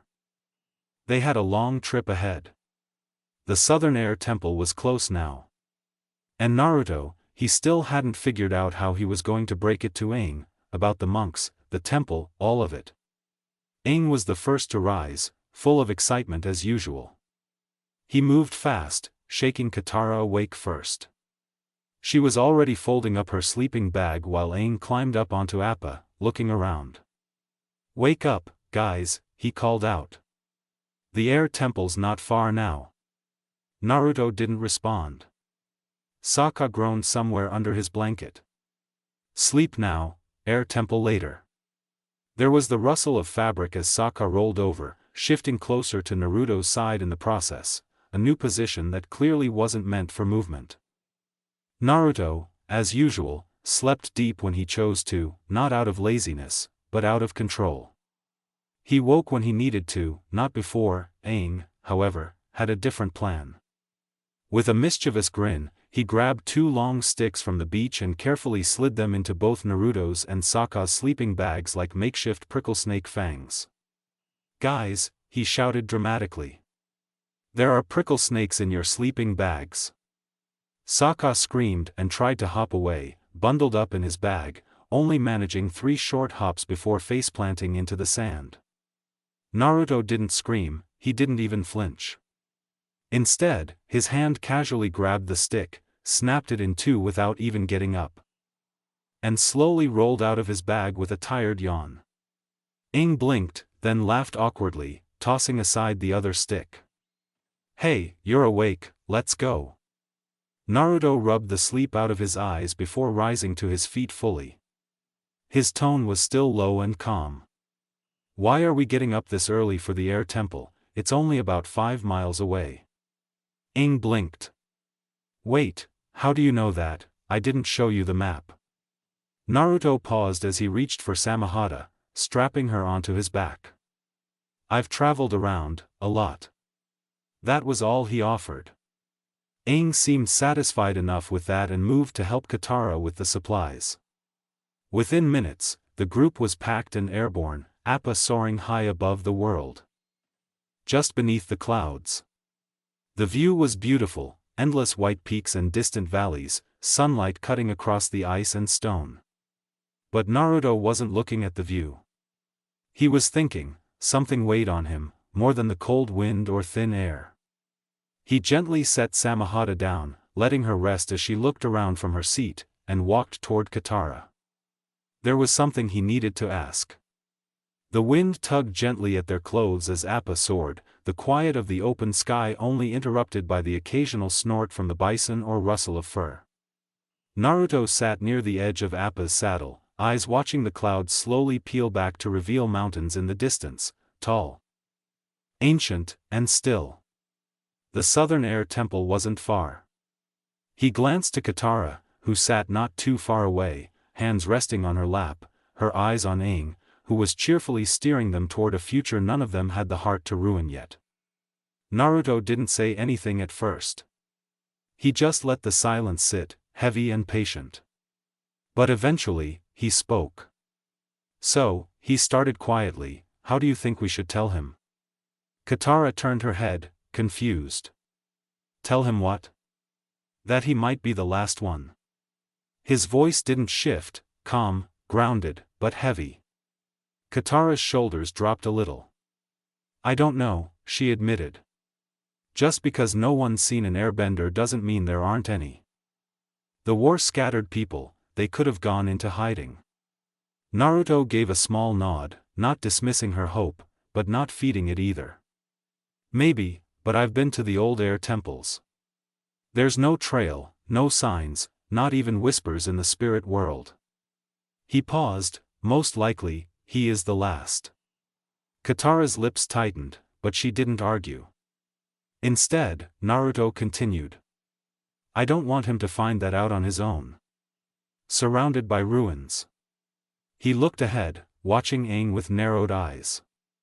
Pain carried alone can crush a person, but when it's carried together, it softens, melts away, little by little. Katara blinked at him, a bit surprised. "I didn't know you had any experience with emotions," she said, trying not to sound snarky. "You talk about traveling with people before, but you never give real answers. Kind of hard to believe when you dodge everything." Naruto smirked, not looking at her. "Guess you're finally catching on." She rolled her eyes and folded her arms. "Right. I think you're right, though," she admitted after a moment. The truth might break him. He's strong, but not like, she looked at him. Not everyone likes to face pain head-on. Naruto's gaze lowered slightly, his fingers tensed just a bit. Not everyone does, he agreed quietly. For a second, something deeper passed through him. A flicker of something long buried. But then it was gone. Replaced by that same calm voice. But it's better we tell him now, so that he doesn't have to walk through the ashes alone. Katara didn't say anything else, she just stared forward, thinking. Naruto moved beside her, letting the conversation settle. He lifted a hand and gave a small whistle, calling Samahata forward. The spirit sword in bracelet form slithered to him, expanding gently into her proper form, resting beside them like a quiet guardian. Katara glanced at her, always a bit in awe. So, about her, you want to pet her to avoid this conversation too, Naruto cut in, not looking at her, a subtle smirk tugging at the edge of his mouth. Katara blinked, caught, maybe. He shrugged and gave a soft pat to Samahata's side, she doesn't mind. Katara sighed, but reached out, as her fingers brushed the spirit's scales. Samahata gave a low, contented hum, the sound warm against the wind. Neither of them spoke again, but they didn't need to. The temple was waiting. The wind was calmer as Appa touched down at the temple's outer edge. The stone steps leading up into the mountains loomed ahead, draped in age and silence. Katara hopped off first, helping Aang down with a quiet smile. Naruto followed suit, stepping beside the boy as his eyes scanned the structure, calm, but alert. Sokka trailed behind, dragging his feet like they owed him something. The walk-up took a while, old steps, worn down by time, curved and snaked along the cliffside until finally leveling into a path toward the temple's heart. Halfway up, Sokka groaned, hand on his stomach, "All right, stomach, calm down. Just a little further." Naruto glanced back, dry amusement in his voice. "You talking to your stomach?" Sokka frowned, "No." A pause. "Hey, Aang, where's the food in this place?" Katara turned, exasperated. "Sokka, can't you stop thinking about your stomach for 5 seconds? You're lucky to even see an air temple." "I wouldn't be thinking about food," Sokka snapped, "if someone didn't use my seal jerky as firewood last night." Aang gave a sheepish grin, "It did burn well." Naruto let out a quiet chuckle and stepped back beside Sokka, patting his shoulder. "Once we hit solid ground, I'll find something. Hunt, cook, you'll live." Sokka blinked, "Wait, you know how to cook?" Naruto gave a half shrug. "Had to, didn't usually travel with anyone who could." Sokka narrowed his eyes, muttering under his breath, "Is he only ever gonna give his past in little puzzle pieces like that?" Naruto gave a slight tilt of his head and said, without missing a beat, "Maybe, I'm sure as hell not telling you everything in one sitting." That earned a look from Katara. But Naruto didn't keep the grin long. He turned away from them slightly, his expression flickering, his mouth a faint line, his gaze heavy for just a second. A distant look, something remembered. But it passed like a breeze.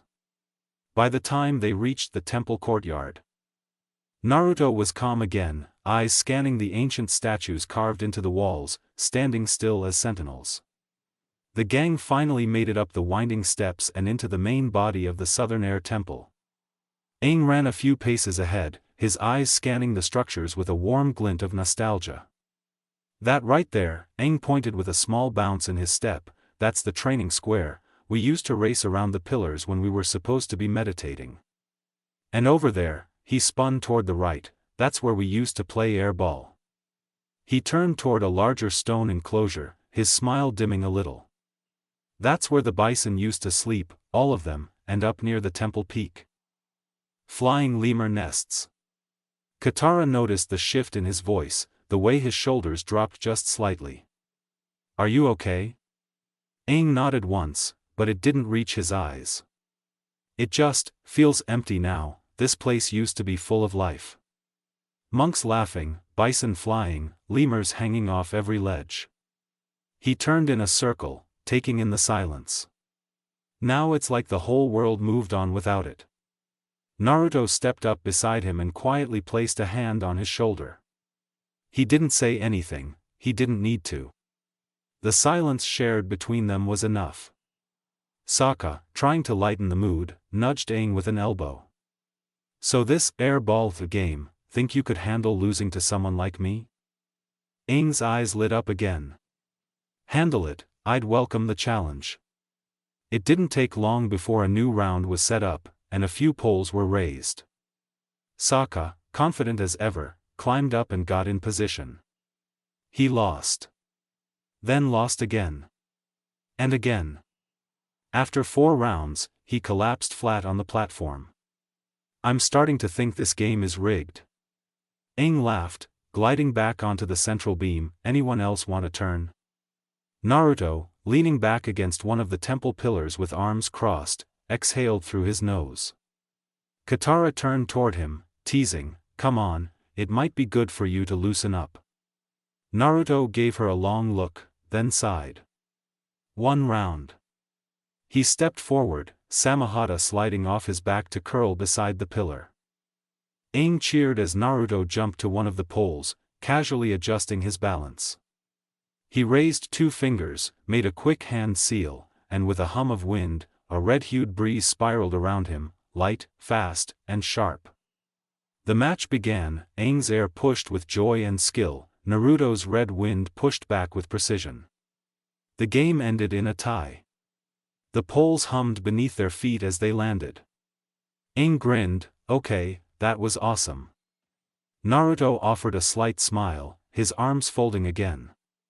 But I gotta ask, Aang continued, catching his breath. Your jutsu, it feels different. I thought you only used water before, but that was air, right? Naruto gave a shrug, close enough. Aang tilted his head, curious. So what is the difference between bending and chakra, really? It's like, yours glows, and I've never seen actual air glow before, is that it? Naruto chuckled under his breath, that's part of it. Aang's brow scrunched as he thought harder. Then maybe it's the way it moves? Like, you don't control the wind around you. It's always coming from you, the water, the air, you're not guiding it, you're making it. Naruto gave a nod, now you're getting it. He walked back toward Samahata, brushing a hand over her scaled form. Chakra doesn't shape the world like bending does. I can't grab wind from the sky or pull water from a river. My jutsu, it's all born from inside me. I send it out, it does its job, and that's it, no calling it back, no mid-air control. Aang tilted his head. So once you use it, it's gone? Pretty much, Naruto said. Once I release a jutsu, it doesn't listen anymore. I can't redirect it mid-air, no guiding, no pulling it back, there is using another jutsu to affect it, but that's different. Then, does that mean bending stronger? Aang asked, brow raised. Naruto looked at him, then up toward the cloudy horizon. Strength-wise, we're even, but they function different. How? Naruto stretched his arms slightly. You ever try fencing with a hammer? Aang blinked, no. Exactly, he paused, you fight different depending on what you've got. A bender might overwhelm you with a wave, I'd cut through it. If it's a contest of greater control, the bender has the edge. A small silence passed before Naruto added, but if we're talking shape and versatility, chakra's got the win. He leaned back slightly. And another thing, one doesn't control the other, you can't bend chakra, and I can't override a bender's control. Aang's eyes widened a bit, so, if you fought a really strong bender, would you lose? Naruto's eyes narrowed slightly, not out of arrogance, but certainty. Nah, he said calmly, wind brushing past his cloak. I'd win. Katara and Aang exchanged a glance. Confident much, Sokka grumbled from the floor. Arms splayed out. Naruto smirked faintly but didn't answer, he just sat beside Samahata again, letting his fingers scratch gently beneath her scales. The air temple still stretched far and wide before them. But for once, Aang wasn't walking through it alone. The group continued walking through the worn stone paths of the southern air temple. Aang was leading the way, animatedly pointing at the structures, naming halls and remembering the fun he used to have. That's where we used to fly through rings for air glider training, and over there, yeah, we played hide and seek behind those statues all the time. But Naruto's pace slowed, his eyes shifted to Katara, who had fallen behind the others. Her face shadowed in thought. Something was off. He slipped beside her, his steps soft, voice low. "You okay?" he asked, barely above a whisper, making sure Aang didn't hear. Katara flinched slightly, surprised, but didn't brush it off. While you and Aang were playing air ball, Sokka and I found something." Naruto's gaze sharpened immediately. What was it? "A Fire Nation helmet, old, but it's theirs. We tucked it away so Aang wouldn't see," she admitted quietly, eyes flickering ahead toward the boy. I couldn't let him find it like that." Naruto's jaw clenched slightly. His eyes narrowed in the direction Aang was skipping off to, innocent, hopeful. "We have to tell him," he said softly, but firmly. Katara shook her head, holding her arms across her chest. "And if it breaks him?" Naruto didn't look at her, he kept watching Aang, the breeze brushing through his hair as he laughed. His tone stayed steady. "Like I said on Appa, better for him to face it now. While we're around him, while we can carry it with him." Katara's expression faltered, guilt flashing across her features. "You sound so sure." "I'm not," Naruto admitted. "But I've seen what happens when you let someone carry that kind of pain alone." A moment passed before he added, more quietly, "I'm not waiting anymore." They walked on without another word, but something had shifted. And up ahead, the truth waited. They reached the entrance of the sanctuary. Aang turned, face a little brighter now. "I want you all to meet someone." He walked over to a statue resting near the entrance wall. A monk with a beaded necklace, a pendant in the shape of the air symbol on it. "This is Monk Gyatso," Aang said, bowing in front of it. "He taught me everything I know." The others remained quiet while Aang held the moment, his back still facing them. Naruto, standing nearby, caught the small shift in Aang's shoulders, the way his breath seemed to pause for a second too long. "You alright?" Naruto asked, voice calm but direct. "I'm fine," Aang muttered. "There's just someone I need to see before we go further in." Naruto exchanged a glance with Katara. She looked unsure. Sokka just shrugged and followed. Aang led them through the courtyard until they reached a large stone door carved with spiraling symbols. Katara stepped up beside him. "Aang, you know there's no way someone survived 100 years inside there." Aang glanced back. "I survived in the iceberg." That made Katara hesitate, nodding slightly. "Good point. Before I got stuck in the ice, Monk Gyatso told me there would be someone in here, just beyond the gate to help me, maybe with this avatar thing." Sokka raised a brow. "Okay, but how do you even open this thing? It looks like it'd take a dozen earthbenders, or one Naruto." Naruto said nothing.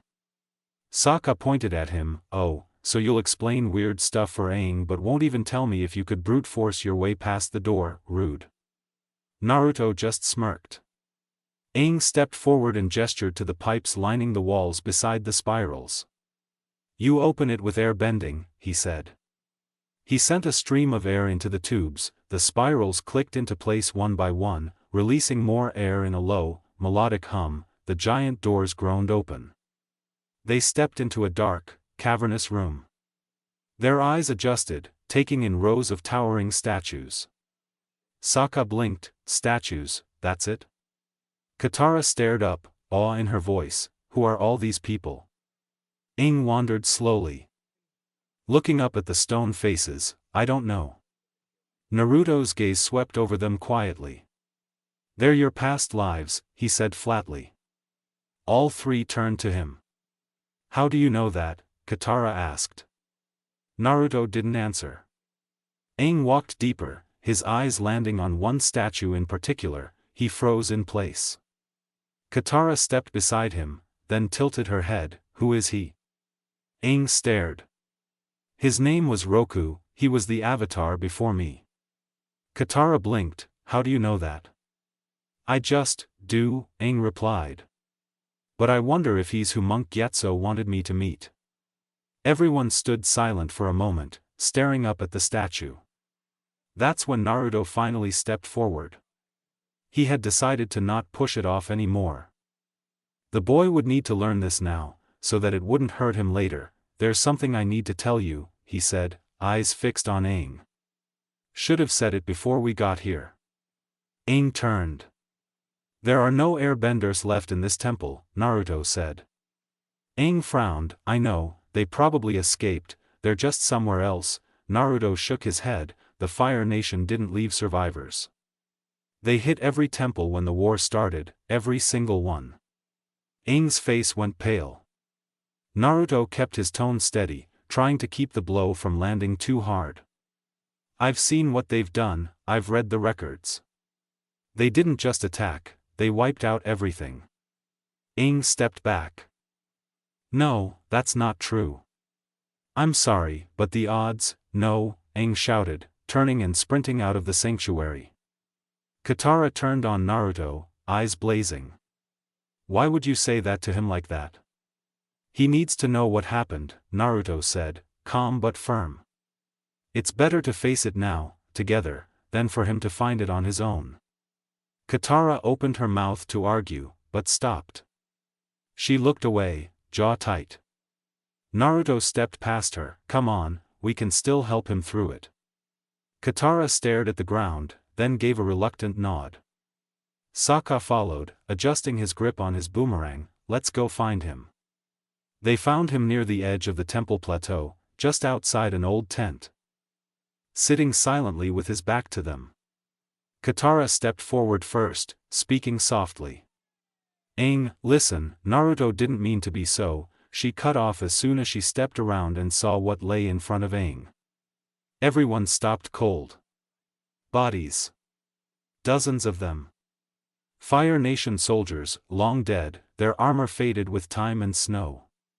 At the center of it all, slumped beside the remnants of a collapsed table, was a skeleton still dressed in the tattered robes of an air nomad. Naruto's eyes narrowed. His gaze dropped to the beaded necklace around the skeleton's neck. He recognized it. It was identical to the one on Monk Gyatso's statue. It's him, Naruto said quietly. Monk Gyatso. The bodies around him told a story, a desperate, defiant final stand. Naruto stared longer than the others, piecing it together in silence. Gyatso had fought. And died surrounded by fire and ash. He took a step toward Aang. I'm sorry you had to see this.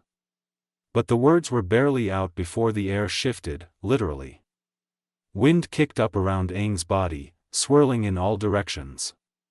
His head rose slowly, eyes and tattoos glowing with an intense, piercing blue light. Then the air exploded outward. Naruto, Katara, and Sokka were all thrown back, barely able to brace themselves as an invisible force pulsed from the boy's small frame. Aang hovered in the air, the winds now spiraling like a storm around him. Sokka gripped the edge of a rock to stop from flying off the edge. What the hell is happening? Naruto's cloak snapped in the wind, and he squinted through the force. He's pulling on all his past lives, every bit of power they had, is with him now. It happens when the Avatar is in danger, or overwhelmed by emotion. No one had time to ask how Naruto knew that. The winds grew stronger. Naruto grounded his feet, eyes sharpening. Samahata, stay close. He formed 3 quick hand signs, then slapped his palm to the earth. Chakra surged from his palm, and soon after a cleaner hue of earth sprouted from his hand, covering the floor in a layer of Naruto's element. A thick slab of earth jutted up in front of Sokka, giving him something to plant against. 3 more signs, another slam, and a tall pillar formed ahead for Naruto to brace against. Katara. She grabbed his outstretched hand without hesitation. Her boots slid from the wind, but Naruto pulled her in close. "I'm getting to him," Naruto muttered. "You ready to step into the eye of the storm?" Katara hesitated for only a breath. "I'm with you." That was all Naruto needed. He slammed his hand down once more, pushing up a low wave of earth under their feet. Using it as a guide rail, Naruto advanced slowly, dragging Katara with him as they cut through the raging winds. Aang didn't see them coming. His eyes were far away, lost in pain. "Aang," Katara shouted. No response. They got closer. Naruto pressed forward with effort, chakra rippling around his arms. Katara's voice rose over the roar. "Aang, I know you're hurting. I know what it's like to lose someone. I lost my mom, I know what that emptiness feels like." Naruto flinched at her words, but kept going. Katara's voice cracked, "But you're not alone. Gyatso might be gone, the AirBenders might be gone, but you still have us. Sokka? Naruto, me, we're your family now." Naruto reached out and grabbed Aang's shoulder. "It hurts," he said, voice steady. "It'll always hurt." He pulled Aang closer, "But not as much if you let us carry it with you." Katara wrapped her arms around him, hugging him tight. The wind screamed one last time, and then stilled. The glow faded from Aang's eyes, his body lowering gently to the earth. The silence that followed felt massive. Aang looked down, trembling. "I'm sorry." Naruto knelt beside him, setting a hand on his back. "It's not your fault." Aang wiped at his face.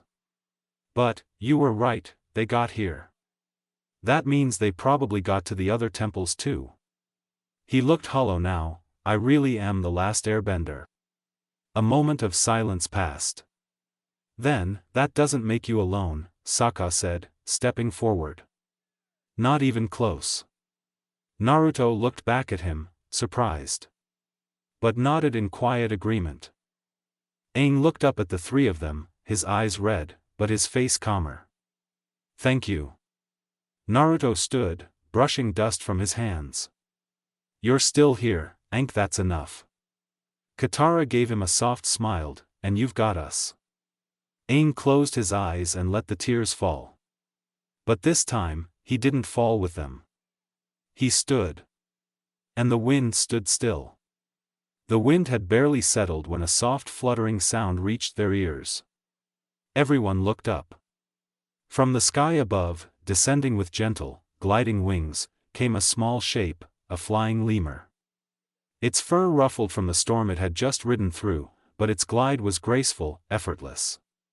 The creature landed lightly on a rock a few feet away from Aang. Its wide eyes blinking curiously. No one said a word. The lemur tilted its head, inspecting them all, but lingered longest on Aang. Aang's eyes widened in disbelief. He took a quiet step forward, almost not trusting what he was seeing. Naruto, calmer than the others, slowly extended a hand toward the creature. "Well, look at that." The lemur sniffed the air, then suddenly darted forward, not to Naruto, but to Aang. It climbed him quickly, scrambling up his arm and settling onto his shoulder, curling its tail as it nuzzled into the crook of his neck. Aang froze. Then, slowly, he smiled. The lemur shuffled, rubbing its furry head against Aang's cheek before settling again. Content. Naruto let out a soft chuckle, watching the two. "Looks like someone else managed to survive all this," he said. "You and him, kinda the same that way. You, him, and Appa." He glanced up, eyes narrowing playfully. "Though I wonder how Appa's gonna feel about carrying another passenger." Aang laughed, light, real laughter this time. He reached up and gently scratched behind the lemur's ear. Katara stepped closer, her voice gentle. "Are you going to name him?" Aang thought for a moment, looking into the lemur's round eyes. "Momo," he said with a smile. "Yeah, Momo." The lemur chirped softly at the name, as if in approval. Sokka looked at it, raising a brow. Momo? Huh, I was thinking something more like Commander Lemur III. Aang giggled again, and even Katara smiled. Naruto shook his head, crossing his arms as he looked out across the temple grounds. The air was still. The grief hadn't vanished, but now, it was no longer the only thing in the air. Now, there was also something else. A beginning. The sky was bright blue, the new morning spread out over the world. Warm and inviting, calm and peaceful, a wonderful day for riding the elephant koi. You have no idea where you're going, do you? The voice made Naruto peer up in the direction of Sokka, the daylight shining off his hair as a breeze of air flowed past him. The gang was flying high on Appa once again, ready for anything as Aang took the lead. Only this time, their direction was being questioned by Sokka. Aang gave a sheepish look in return and paused. Well, I know it's near water, he said simply. Sokka rolled his eyes as Aang moved back to the front of Appa, grabbing the rope to take back control of their direction. I guess we're getting close then, Sokka said with a sigh, closing Aang's map and putting it in one of the bags attached to the large saddle. Naruto shook his head at this, then looked down at what was below Appa, nothing but sea. Over some of their adventures, Naruto started to realize they might need a new map. Aang had been in that iceberg for 100 years, meaning his map was outdated, and some places weren't on it. Or just didn't exist anymore. Naruto then looked to Aang again, who gestured to Momo to give him some marbles. The blonde then saw how the boy looked at Katara, who was sewing a hole in Sokka's pants. Hey Katara, check this out, the boy yelled excitedly. He used airbending to spin the marbles in a circular motion, but Katara didn't even look. That's great, Aang, she responded. But you didn't even look, he said simply, stopping what he was doing. Katara then stopped sewing, looked toward Aang, and spoke more enthusiastically, that's great. Aang gave a deadpan look, I'm not even doing it now. Naruto shook his head, then placed Samahata on his shoulder. It was clear the airbender had a crush on Katara. Shown by a few of their earlier camps and how he always tried to get her attention. It wasn't clear when this started, and Naruto didn't care all that much. But he could see how the craving for attention could hurt the boy, he'd been through that before. Maybe Naruto could help. Just as Naruto was about to move, Sokka spoke up. It's alright, Aang, he started, waving his hand dismissively. You can't really bug her right now, you need to give girls space when they do their sewing. Naruto outwardly was calm, but inwardly, he already knew what was about to happen, another argument between the siblings. What does me being a girl have to do with sewing? Katara shot back. Stopping her stitching. It's very simple Katara, Sokka started. Girls are better at fixing pants than guys, and guys are better at hunting and fighting and stuff like that, it's just the natural order of things. Katara gave him an annoyed look, then suddenly smiled sarcastically. All done with your pants, she said with a sugary voice. And look what a great job I did. She showed the pants off before tossing them to him. Sokka quickly turned them over, then shoved his arm through the same hole that was still there. His eyes widened, wait, Katara, I was just kidding, I can't wear these. Naruto rolled his eyes, though he didn't hide the smile that tugged at his lips. Relax, Sokka, Aang called, getting everyone's attention. Where we're going, you won't need any pants. Aang yanked Appa's reins to the left, his tongue sticking out of the corner of his mouth. The flying bison picked up speed, soaring through a passing cloud. Quickly, the group found themselves flying over an island covered in snow and mountains, far off from any mainland. Aang landed Appa near the water, like he remembered the exact spot from a long time ago. The airbender was the first to dismount, but Katara and Sokka looked hesitant. Didn't we just make a pit stop yesterday? Sokka pointed out. Shouldn't we be doing more flying before we camp again? Aang didn't seem to be paying attention. He narrowed his eyes with a smile, looking at something moving in the water. Naruto dismounted next, stretching out his limbs while Samahata slid off him, growing slightly like she was stretching too. Now she was about a quarter of Appa's size, and the two of them turned to Aang, curious about what he saw. Sokka's right, at this rate, we won't get to the North Pole until spring, Katara chimed in. You guys need to cut back a bit, Naruto said calmly. It's not like our only goal is to get to the North Pole. I think it's fine. Aang wants to see the world, it'll help him understand more about the war. Aang looked to Naruto and gave him a grateful smile. And Appa is tired anyway. He added. Aren't you, boy? Appa didn't look tired at all, in fact, he looked just as he always did. But when Aang nudged him again and repeated the question, Appa gave a long yawn. A flying bison that can lie, that's just great, Sokka said, hopping off the giant animal. Still, hard to argue with a 10-ton magical monster. Aang smiled, then gasped, guys, look. The sea rippled with movement. The water parted as something large moved under the surface.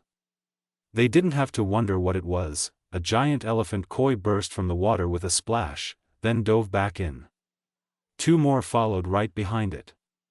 Naruto raised an eyebrow, but Aang looked thrilled. That's why we're here. The AirBender said as he began stripping off his outer layers. He turned back to the others, I'm gonna ride one. Katara, you have to watch. With that, he ran into the water with a yelp at the cold, but didn't stop. Naruto, Katara, and Sokka remained on the shore. Sokka exchanged a look with Katara and motioned near his head, crazy. The blonde started taking off his cloak and shirt as well. His body was lean and toned, a result of harsh travel and harder training. Katara noticed, just for a second, then she quickly looked away. Are you going to ride them too? She asked, masking the blush. Naruto shook his head, then glanced at Samahata. You coming along, girl? The spirit sword gave a low growl, nope. Naruto just gave a short shrug and turned back to the water, eyeing one of the koi that swam close to shore. Then what are you doing? Sokka asked. Naruto stretched, then looked back with a straight face, I'm gonna cook one. Sokka and Katara stared at Naruto like he had just declared war on the Earth King. You're seriously gonna cook an elephant koi? Sokka asked, mouth half open. Katara looked more alarmed than confused. They're sacred, she said slowly, like maybe Naruto just hadn't realized. One of the sacred animals of the four nations. Naruto didn't argue, he simply stood, calm and steady as the wind rolled across the shore. His cloak brushing against his legs.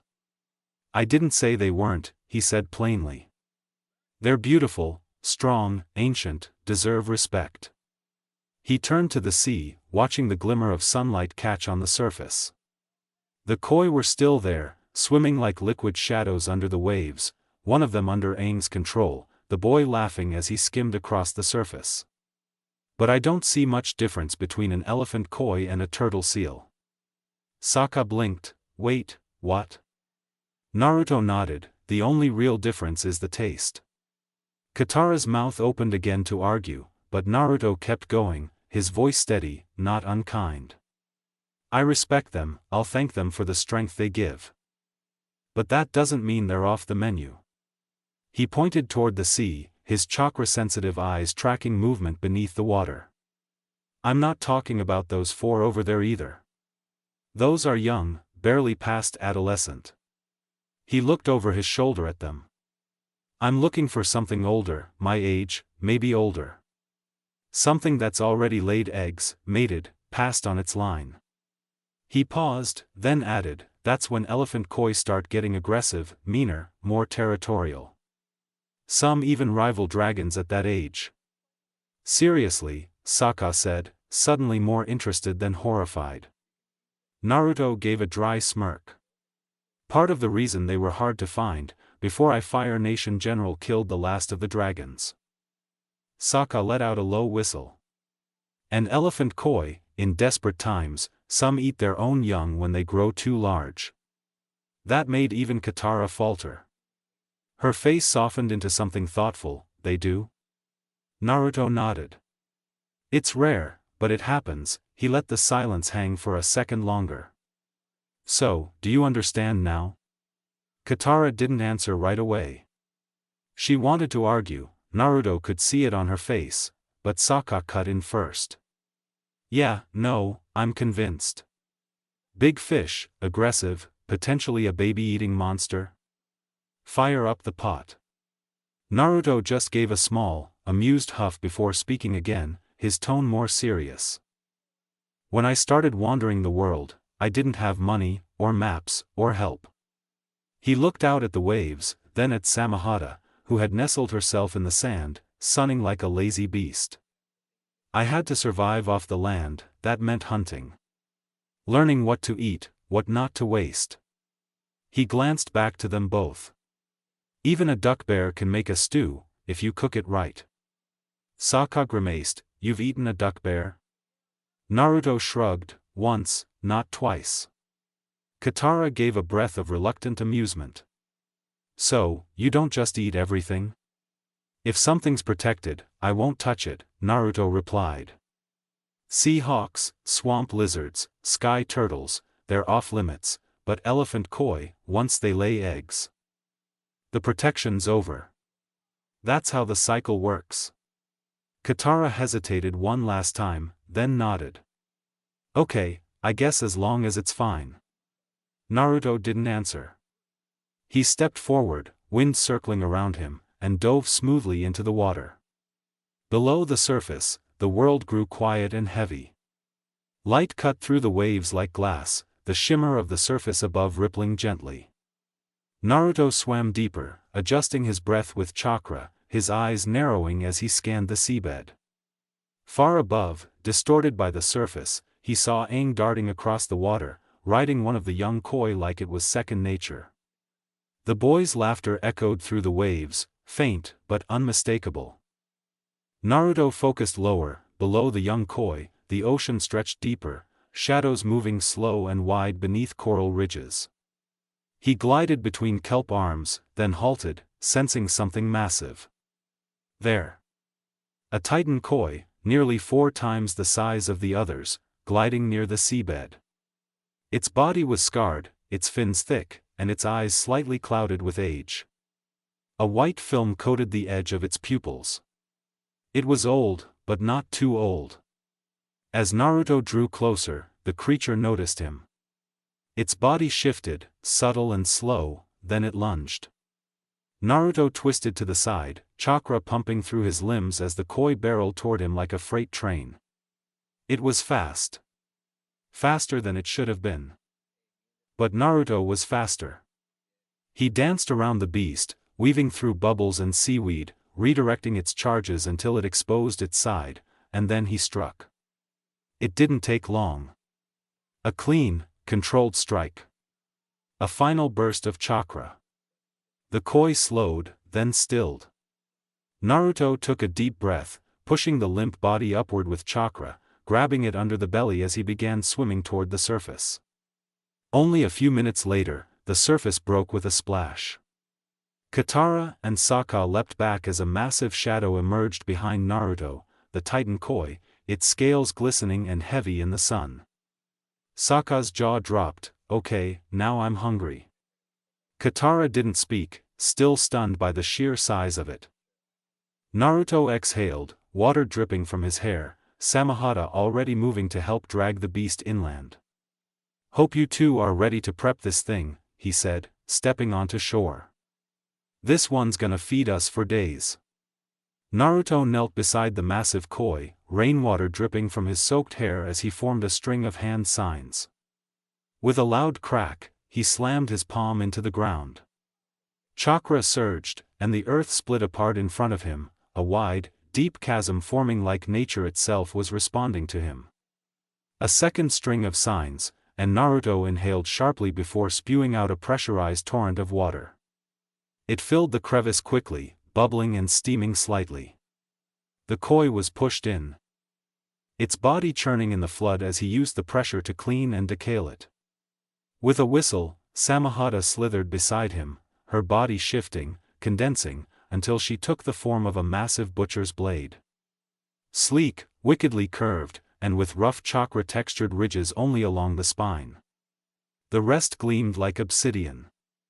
Naruto got to work. His expression was focused, movements sharp. He didn't waste a single piece, meat carefully trimmed, bones ground, even the head reduced into base broth materials. Samahata handled the grislier parts, consuming the guts, organs, and scraps Naruto couldn't use. It was efficient, it was respectful, and it was methodical. Once he was done grinding the meat into a finer blend, Naruto formed another string of seals and pressed both hands outward. Air chakra swirled, and a giant compressed wind fist formed above the chasm, pounding the meat into smooth, firm fish cakes. Naruto looked down at them, faintly smiling, perfect. He turned to Samahata, "You still got what I left in you?" Samahata's form shifted slightly, her mouth opening and releasing a bundle of supplies, neatly packed noodles sealed in wax wrap, a tight roll of seaweed, onions, herbs, and a few long-stored chunks of turtle seal meat still cold to the touch. Even a pack of carved chopsticks was in the mix. Sokka was already leaning in with wide eyes, basically salivating. "I don't know what you're doing, but I already want to eat it." Naruto smirked, placing a pan over flame and beginning his work. In no time, the scent of cooked broth, seaweed, and meaty turtle seal aroma filled the beach. He made 3 hearty bowls, combining the seal as a tender meat base, topping it with his koi-made narutomaki, and seasoning the soup with ground seaweed, spices, and crisp vegetables. One was slightly spicier, his own. One was rich and meaty, Sokka's. And one, lighter, was meant for Aang, all vegetables and tofu, with handmade broth from seaweed and onions. Katara, watching him arrange the bowls, asked, "Is this everything from the koi? It seems kind of small." Naruto gently packed the rest of the meat into vacuum-sealed paper and handed it to Samahata, who swallowed it down with a gulp. "It's not all, the rest is stored. She can hold things inside her like a bag." He gestured to the blade, which now gleamed clean and harmless again. Sokka picked up his chopsticks. "What is this, like soup?" Naruto sat down with his bowl and answered plainly, "It's ramen, a dish from my home." His voice softened slightly, "I've been trying to get the recipe just right, from memory." Sokka slurped the noodles, eyes wide, "This is incredible." Katara tasted hers next, her eyes lighting up. "Seriously, you made this with just what you found?" Naruto nodded, "Had to learn how to cook with what I had. Surviving without coin teaches you fast." Sokka, already halfway through his bowl, mumbled, "Did you see anything else down there?" "Nothing I could cook," Naruto replied. "There were no other koi that size. But something did try to take mine." "What kind of something?" Katara asked. Naruto gave a dry breath. "Some kind of serpent, big, fast, nearly took the whole body. Knocked it out before it got too close." Katara raised a brow, "You knocked out a sea serpent?" Naruto shrugged like it was nothing, it was greedy. That's when Aang returned, hair damp and smile wide. "Hey, that was amazing." Then he paused, noticing the bowls. "Whoa, what's all this?" Naruto slid one over to him, "Here's a vegan version, made it for you." Aang blinked, sitting down and sniffing. "Smells great." He took a bite. "Tastes even better. What is it?" "Ramen," Naruto said simply, pulling his cloak back on as Aang mirrored him, drying off. Aang nodded, but his smile faded slightly.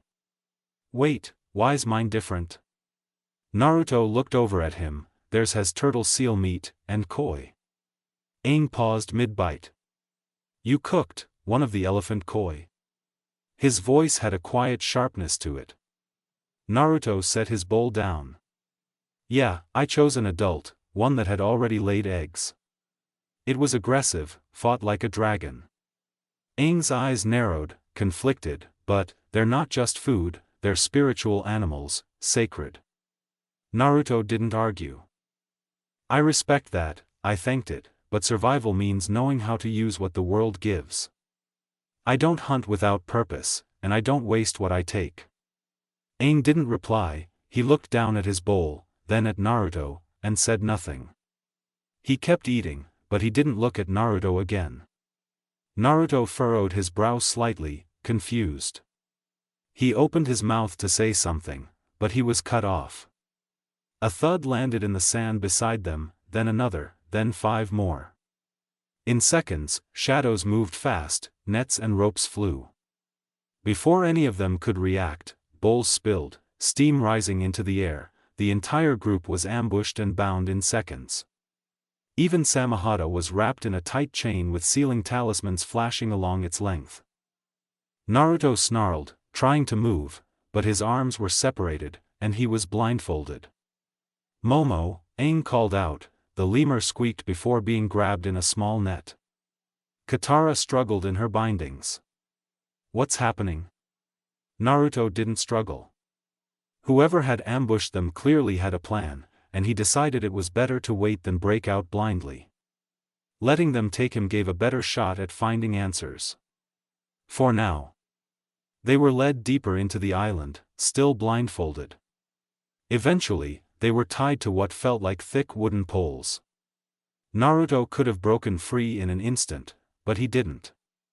Not yet. Minutes passed before the sound of footsteps echoed nearby. The steps stopped, then a stern, commanding voice broke the silence. "You four have some explaining to do," came an older woman's voice, calm, but sharp with authority, "and if you don't answer our questions," another voice cut in, younger and just as sharp, "we'll throw you back into the water with the Unagi." Naruto's brow twitched. Unagi, that name sounded familiar. Was that the massive serpent he'd knocked out earlier? If so, they weren't bluffing about the danger. And that meant, his eyes widened under the blindfold, he knew exactly where they were now, and the realization made his stomach sink. "Show yourselves," Naruto said evenly, his voice cutting through the tension. "We know who you are." There was shuffling. Then, the blindfolds were pulled from their eyes. They found themselves in the center of a village, surrounded by warriors, all women, wearing green and black armor, faces marked with traditional paint. The look was familiar. Too familiar. Standing before them was an older woman dressed in blue, her expression unreadable but full of scrutiny. Sokka blinked in confusion. "Wait. Where are the guys who ambushed us?"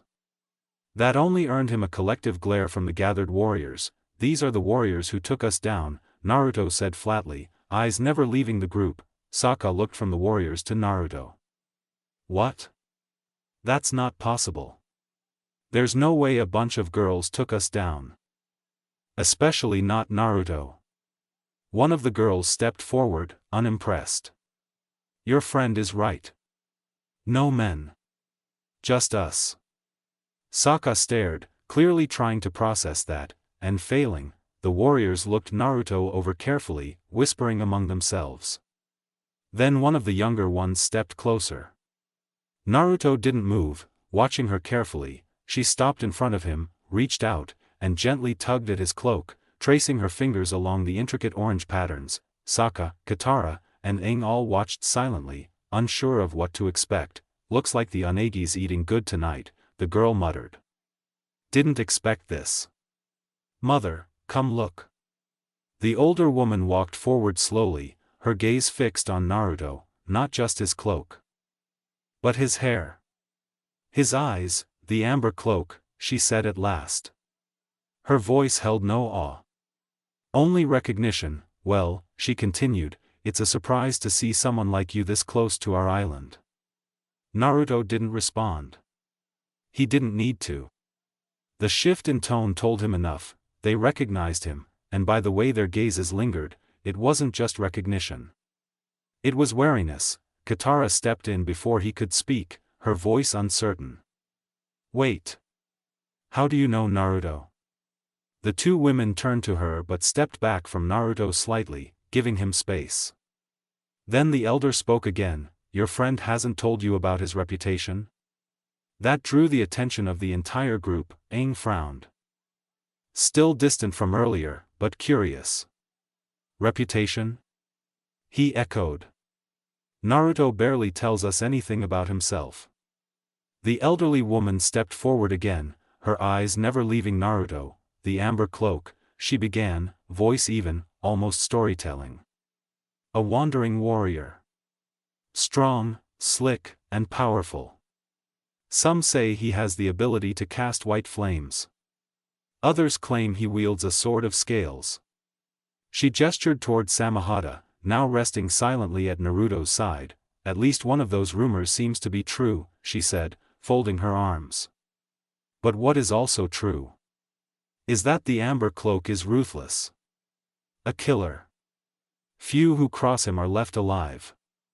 The other Kyoshi warriors stood a little straighter behind her. The atmosphere was sharp now, uncertain. The amber cloak is recognized by the orange patterns etched into the back of his black cloak, and bright yellow hair. I hadn't expected such a dangerous man to be so young, but the description is clear and no other person has ever been seen with your type of hair. Her eyes locked onto the blonde as she finished, but it didn't affect the boy, much anyway. Naruto sighed and rolled his eyes. I didn't pick that name. Doesn't even make sense. But Aang wasn't focused on the nickname. His expression had hardened. You've killed people?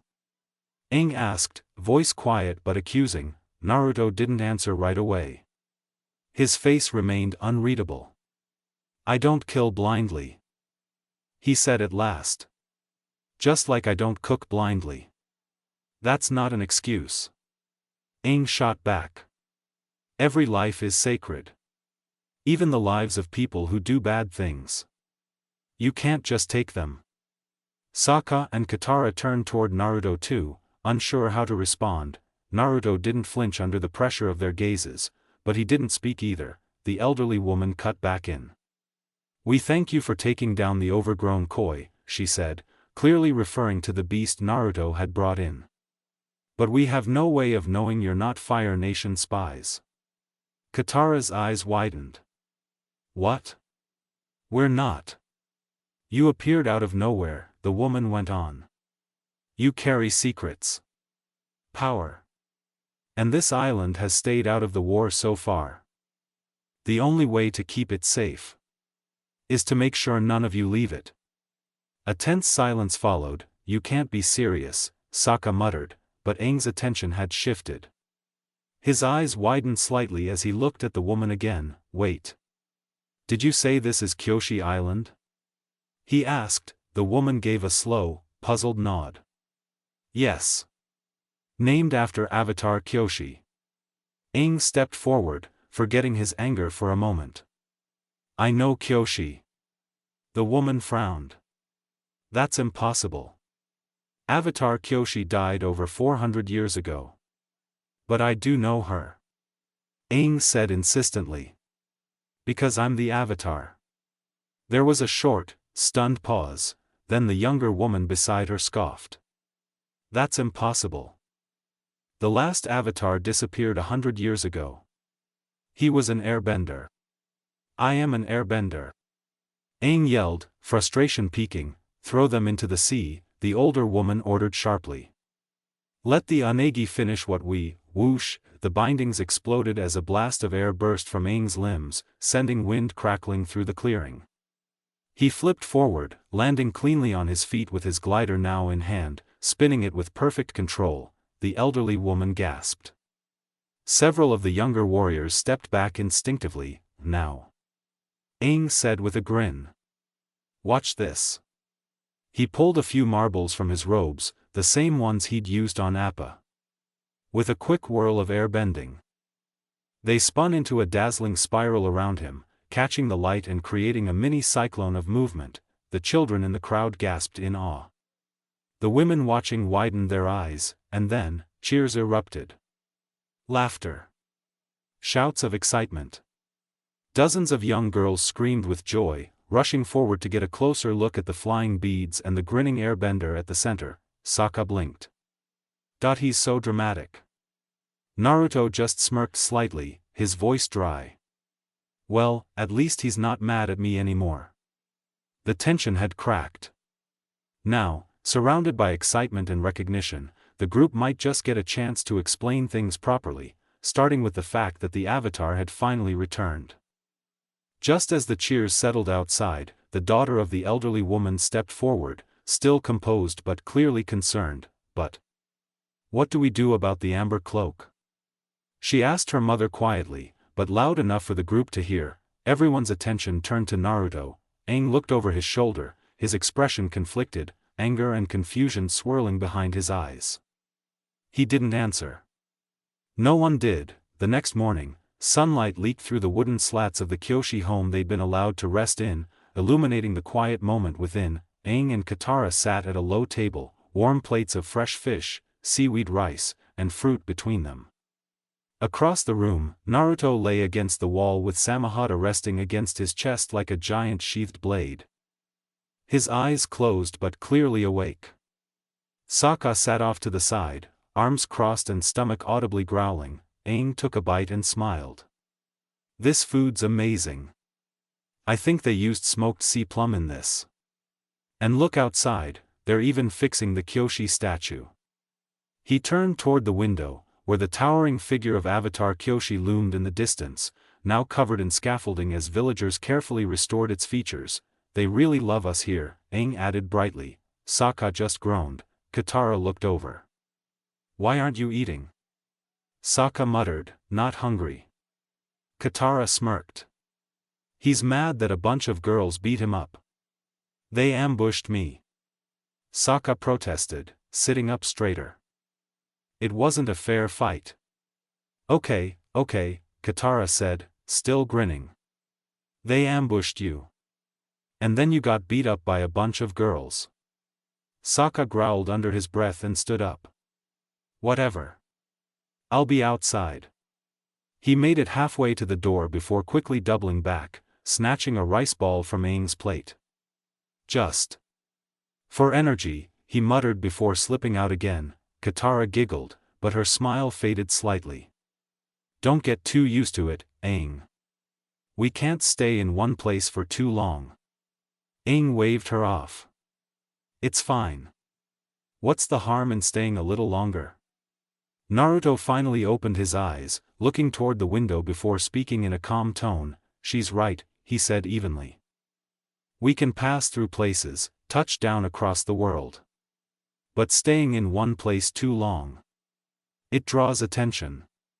It's how the Fire Nation finds people. Aang's smile faded.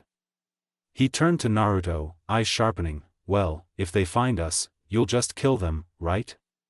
Aang said flatly. That's what you do. The room fell quiet. Naruto didn't respond at first. His gaze didn't move, but his hand slowly shifted to stroke Samahata's hilt, like grounding himself. Katara looked between them, frowning. Aang. That's a bit harsh. But Aang didn't acknowledge her.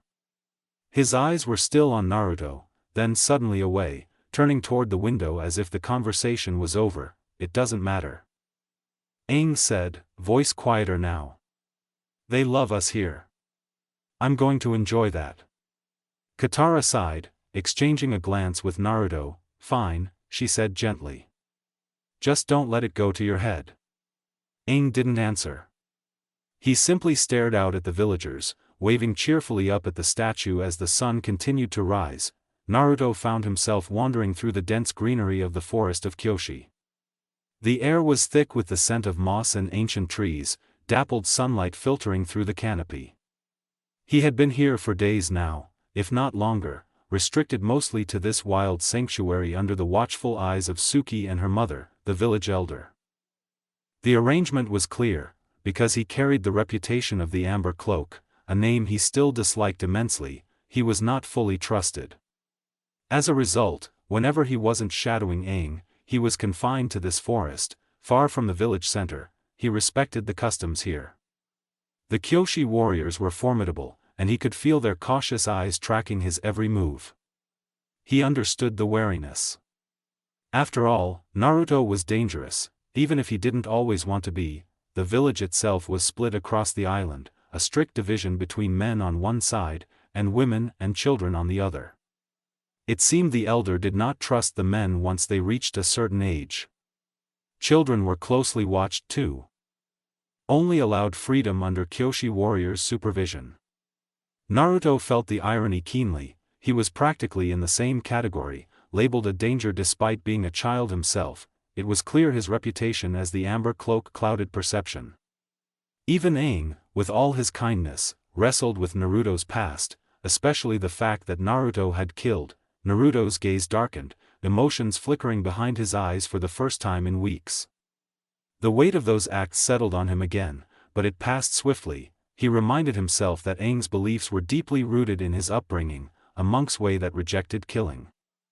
Naruto could not blame the boy for holding to that, but if Aang never changed his mind, Naruto knew he'd have to carry that burden alone.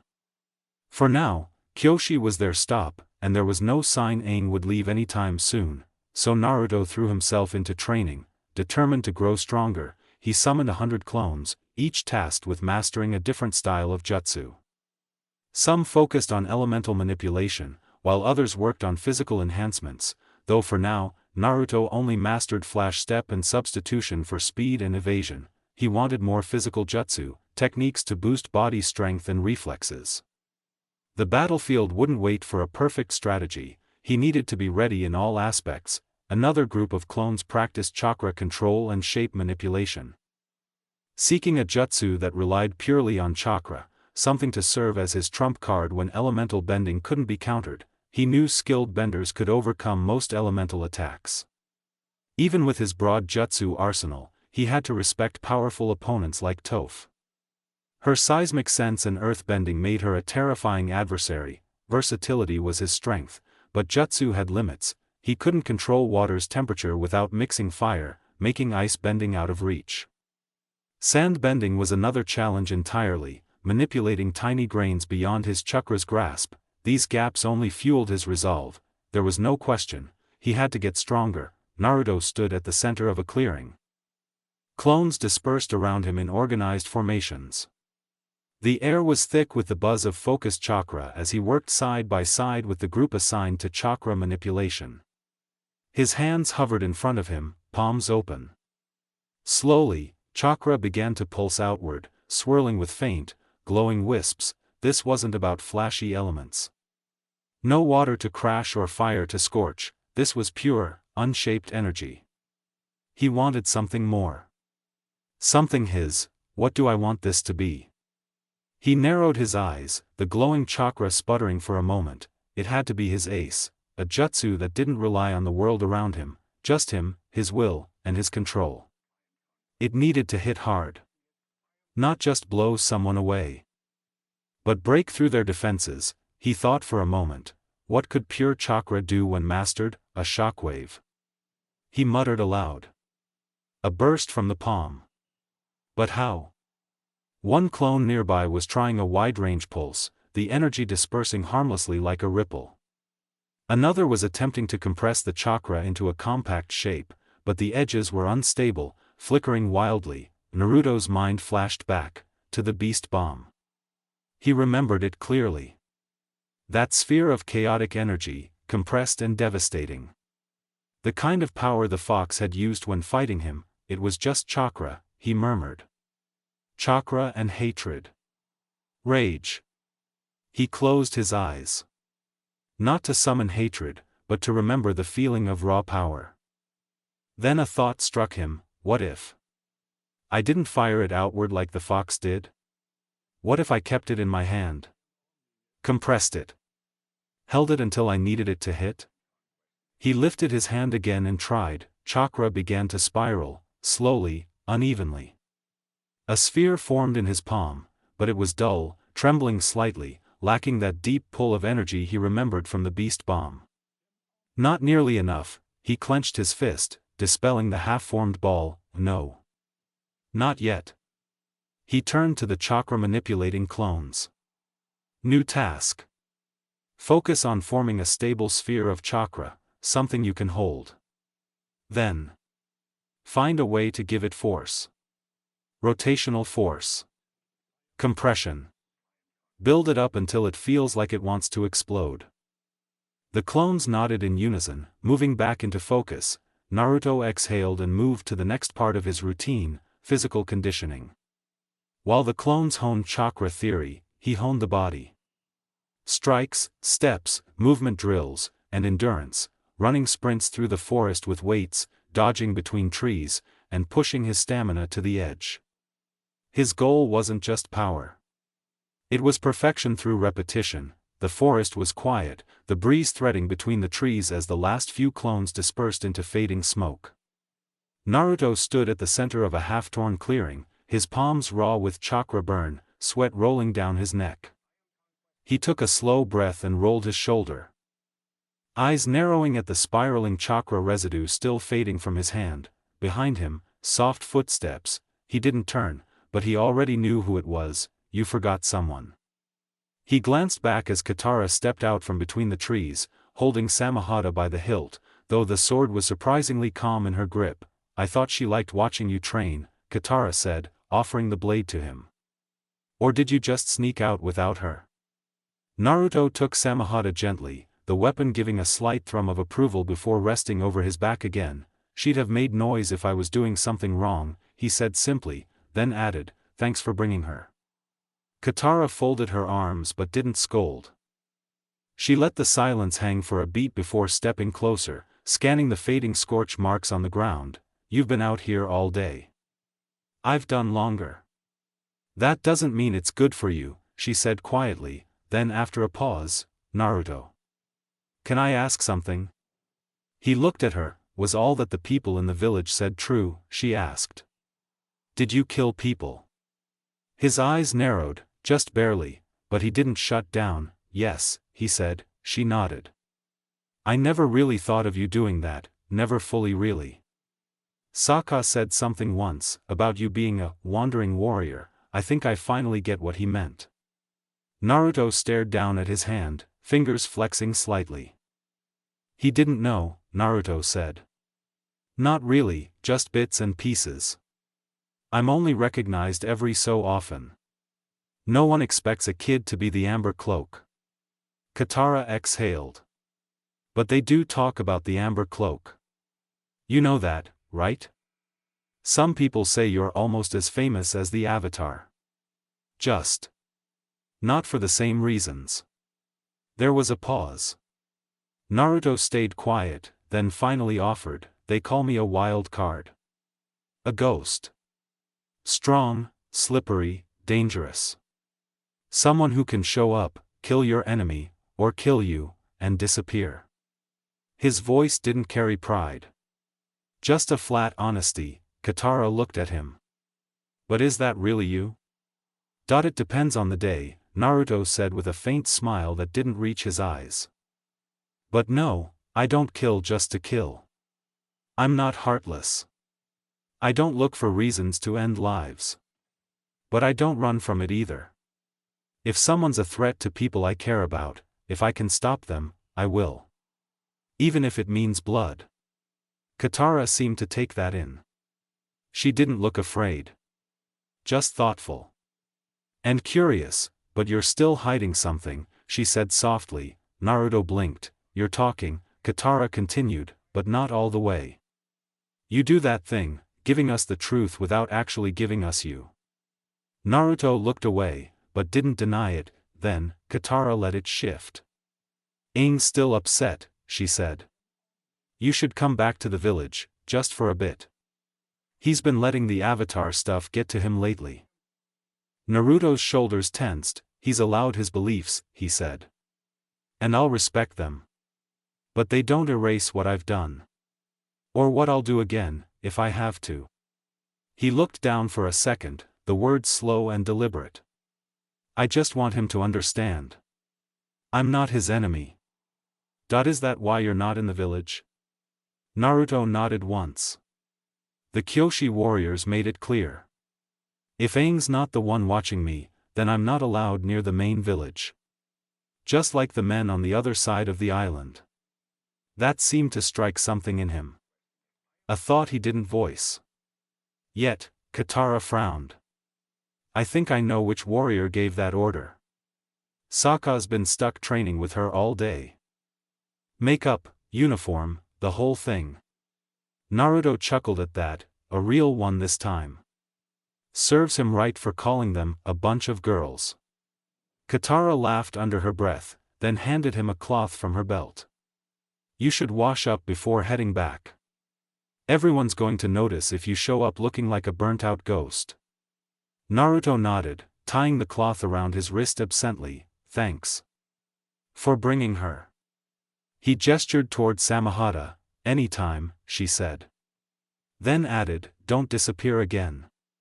I won't. I've got something I need to do first, Naruto said, walking past her toward the tree line. I'll meet you back in the village. She turned to watch him as he left, the trees parting just enough for his silhouette to vanish between the branches. Still calm. Still controlled. But Katara couldn't help wondering, what was he really hiding under all that silence? Naruto stepped lightly through the forested edge of the island, Samahata resting along his shoulder, its scales calm and silent. The trees opened to reveal a second settlement, smaller than the main Kyoshi village, but still sizable. Men of all ages stood throughout the space.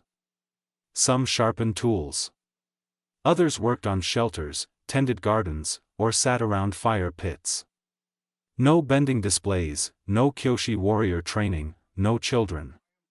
Only men, some Sokka's age, others grizzled and gray. From their posture to their eyes, they didn't look like warriors, they looked like exiles. Naruto's eyes narrowed. So many of them.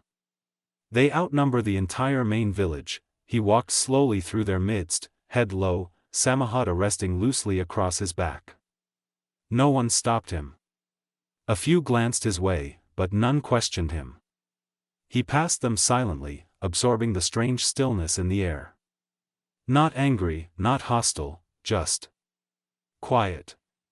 Defeated, his thoughts spun. Why are the villages separated? This isn't balance.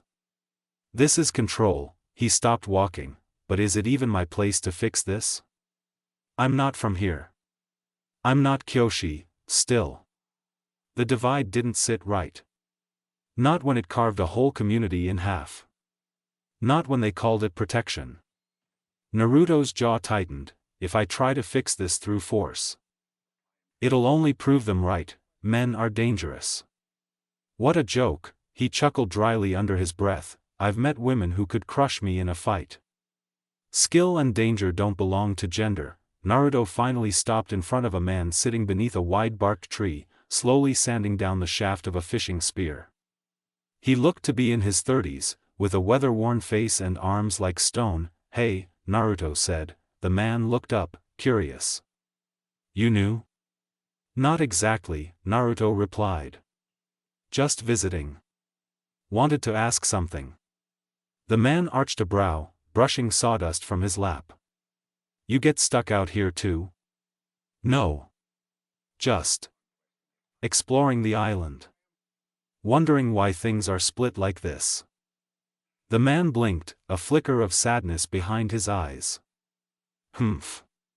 You're the first one in a while to ask that. He leaned back against the tree trunk. Far as I understand, he said, voice steady, the women say it's for everyone's protection.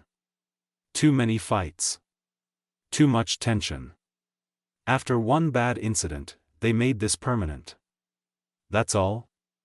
Naruto asked. The man shrugged. That's all I know. They don't really explain it anymore. We just follow the rules. Naruto's gaze darkened. You have no say at all? He asked. The man chuckled bitterly. Does it look like we run anything? This side has no council. No guards. We build. We grow food. We're not allowed in the village unless called for work or trial. But hey, they let us keep the old library. He motioned toward a simple structure near the edge of the settlement. No one uses it much these days. Books are mostly just dust.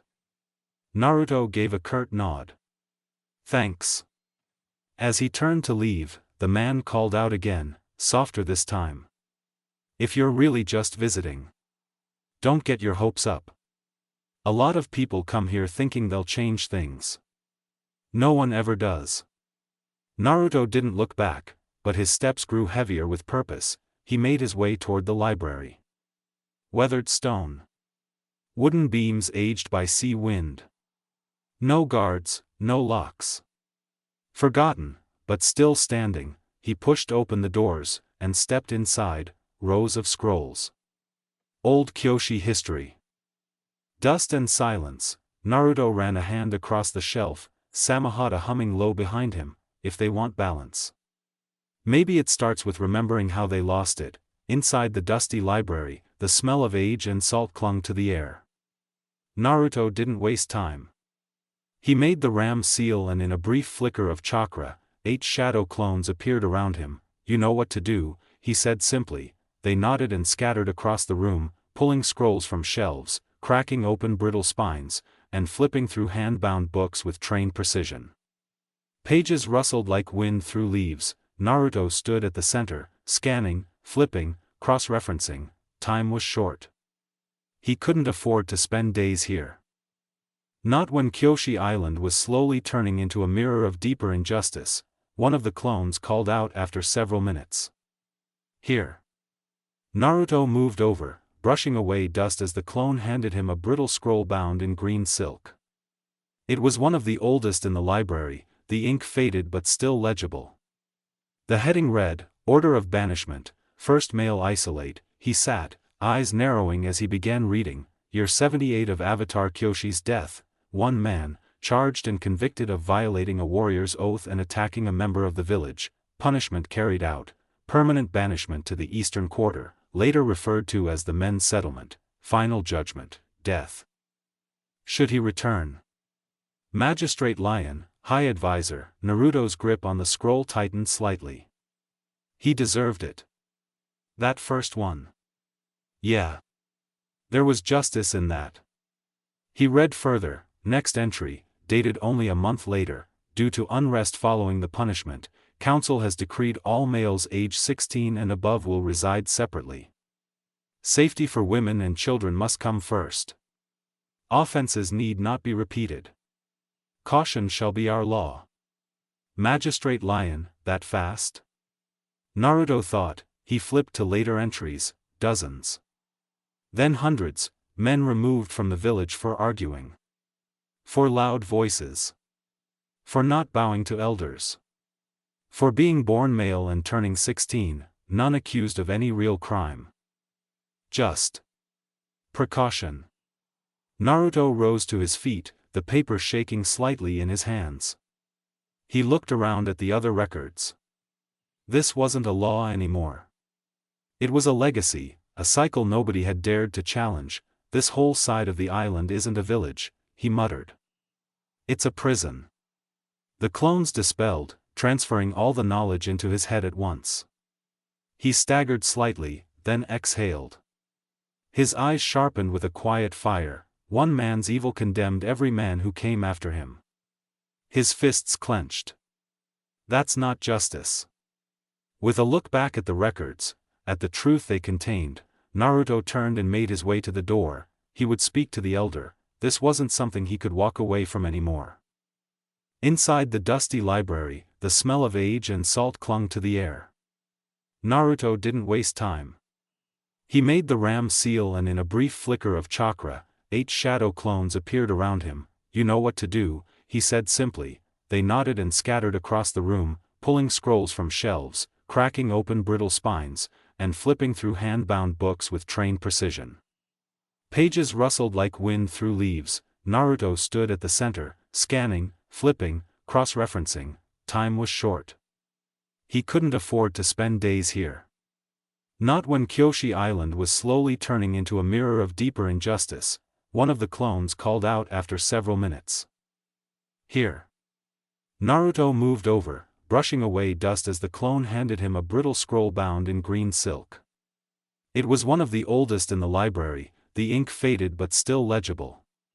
The heading read, Order of Banishment, First Male Isolate. He sat, eyes narrowing as he began reading. Year 78 of Avatar Kyoshi's death. One man, charged and convicted of violating a warrior's oath and attacking a member of the village, punishment carried out, permanent banishment to the Eastern Quarter, later referred to as the Men's Settlement, final judgment, death, should he return. Magistrate Lion, High Advisor, Naruto's grip on the scroll tightened slightly. He deserved it. That first one. Yeah. There was justice in that. He read further, next entry, dated only a month later, due to unrest following the punishment, Council has decreed all males age 16 and above will reside separately. Safety for women and children must come first. Offenses need not be repeated. Caution shall be our law. Magistrate Lion, that fast? Naruto thought. He flipped to later entries, dozens. Then hundreds, men removed from the village for arguing. For loud voices. For not bowing to elders. For being born male and turning 16, none accused of any real crime. Just precaution. Naruto rose to his feet, the paper shaking slightly in his hands. He looked around at the other records. This wasn't a law anymore. It was a legacy, a cycle nobody had dared to challenge. This whole side of the island isn't a village, he muttered. It's a prison. The clones dispelled, transferring all the knowledge into his head at once. He staggered slightly, then exhaled. His eyes sharpened with a quiet fire. One man's evil condemned every man who came after him. His fists clenched. That's not justice. With a look back at the records, at the truth they contained, Naruto turned and made his way to the door. He would speak to the elder. This wasn't something he could walk away from anymore. Naruto walked through the woods with purpose, Samahata resting heavily across his back. He'd made up his mind, this wasn't something he could stay quiet about. Not anymore. By the time he arrived back in the Kyoshi village, the statue of Avatar Kyoshi was fully repainted, standing tall and proud over the bay. The village elder stood before it, watching it like a monument of her own convictions. She didn't even turn around. You're not with the Avatar, she said calmly, her voice sharp with recognition. Why are you here? I have business, Naruto replied, stepping up beside her. And I'm getting to the point. He dropped a thick scroll of records in front of her. These are your oldest written laws, your first banishment ruling. One man committed a crime. Just one. And you turned that into a law that punishes every man born after him. That's not justice, Naruto said. That's fear pretending to be order. She looked at the scroll with a blank expression. You have no right to question our ways. If you don't like how we run our village, you can leave. Naruto's eyes narrowed. Why are you so firm about this? Why can't you admit that not all men deserve what you're doing to them? The elder turned to face him finally. Let me ask you something instead, she said. Are you fighting for them? Or for yourself?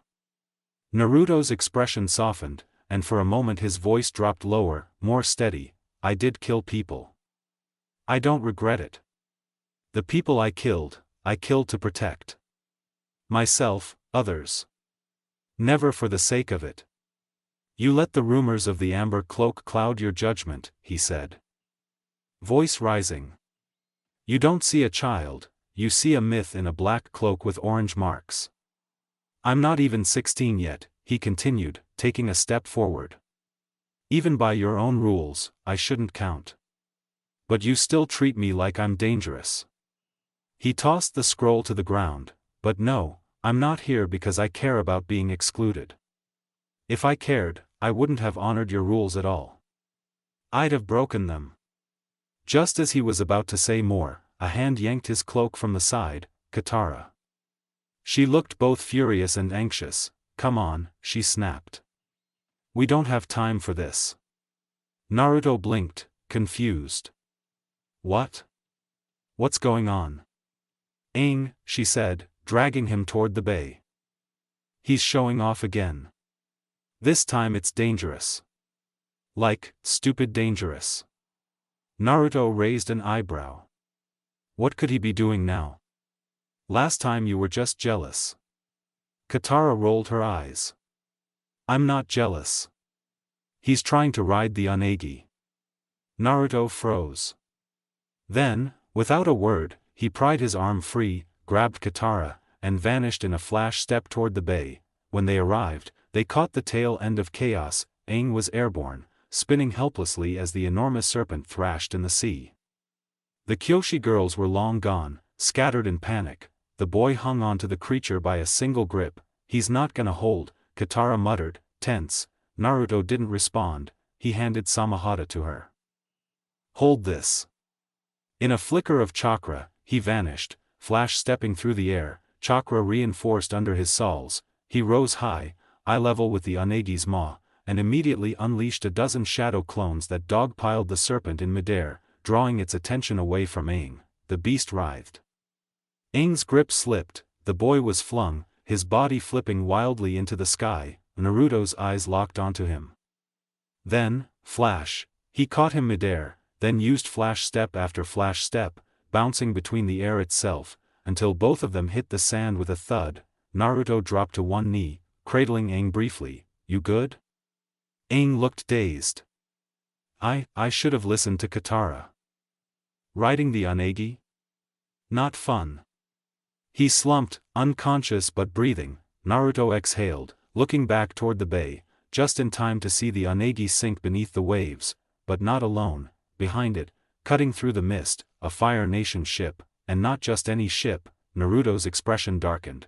Zuko. Without hesitation, he scooped up Aang, grabbed Katara by the wrist with his free hand, and sprinted back toward the village. No time for politics now. War was back at their door. The sky was beginning to cloud, pale smoke drifting into the horizon from small fires lit in distant villages already touched by the Fire Nation's reach. But here, on the island of Kyoshi, silence reigned, for now. Naruto crouched on the edge of a rooftop, the wind gently tugging at his cloak. The black fabric danced behind him, the faint orange pattern along the trim catching the sunlight like the first flicker of dawn fire. From his vantage point, he could see everything: the marketplace, now cleared and quiet, the statue of Avatar Kyoshi, newly repainted, and beyond that, the trees parting to reveal movement. Large, lumbering figures emerged, rhinodillos with Fire Nation armor clanking against their hides. Soldiers rode high atop them, red flags snapping in the wind, and at their center, unmistakable with his dual topknots and a glare like boiling oil, rode Prince Zuko. Naruto's expression didn't change. His hand slid across the hilt of Samahata, but he didn't summon her, not yet. Beside him, Aang stood, a little tense but grounded, his staff across his back. The young airbender hadn't spoken since they got into position, and Naruto wasn't surprised. But just before the Fire Nation could fully breach the edge of the village, Aang broke the silence. Hey! He started, not looking at Naruto but keeping his gaze on the encroaching fire soldiers. Before this all starts, I wanted to say I'm sorry. Naruto glanced at him, but said nothing, waiting. I was wrong, Aang continued, voice low but sincere. About earlier. For ignoring you. For acting like the things you've done in the past makes you dangerous to us. It's not fair.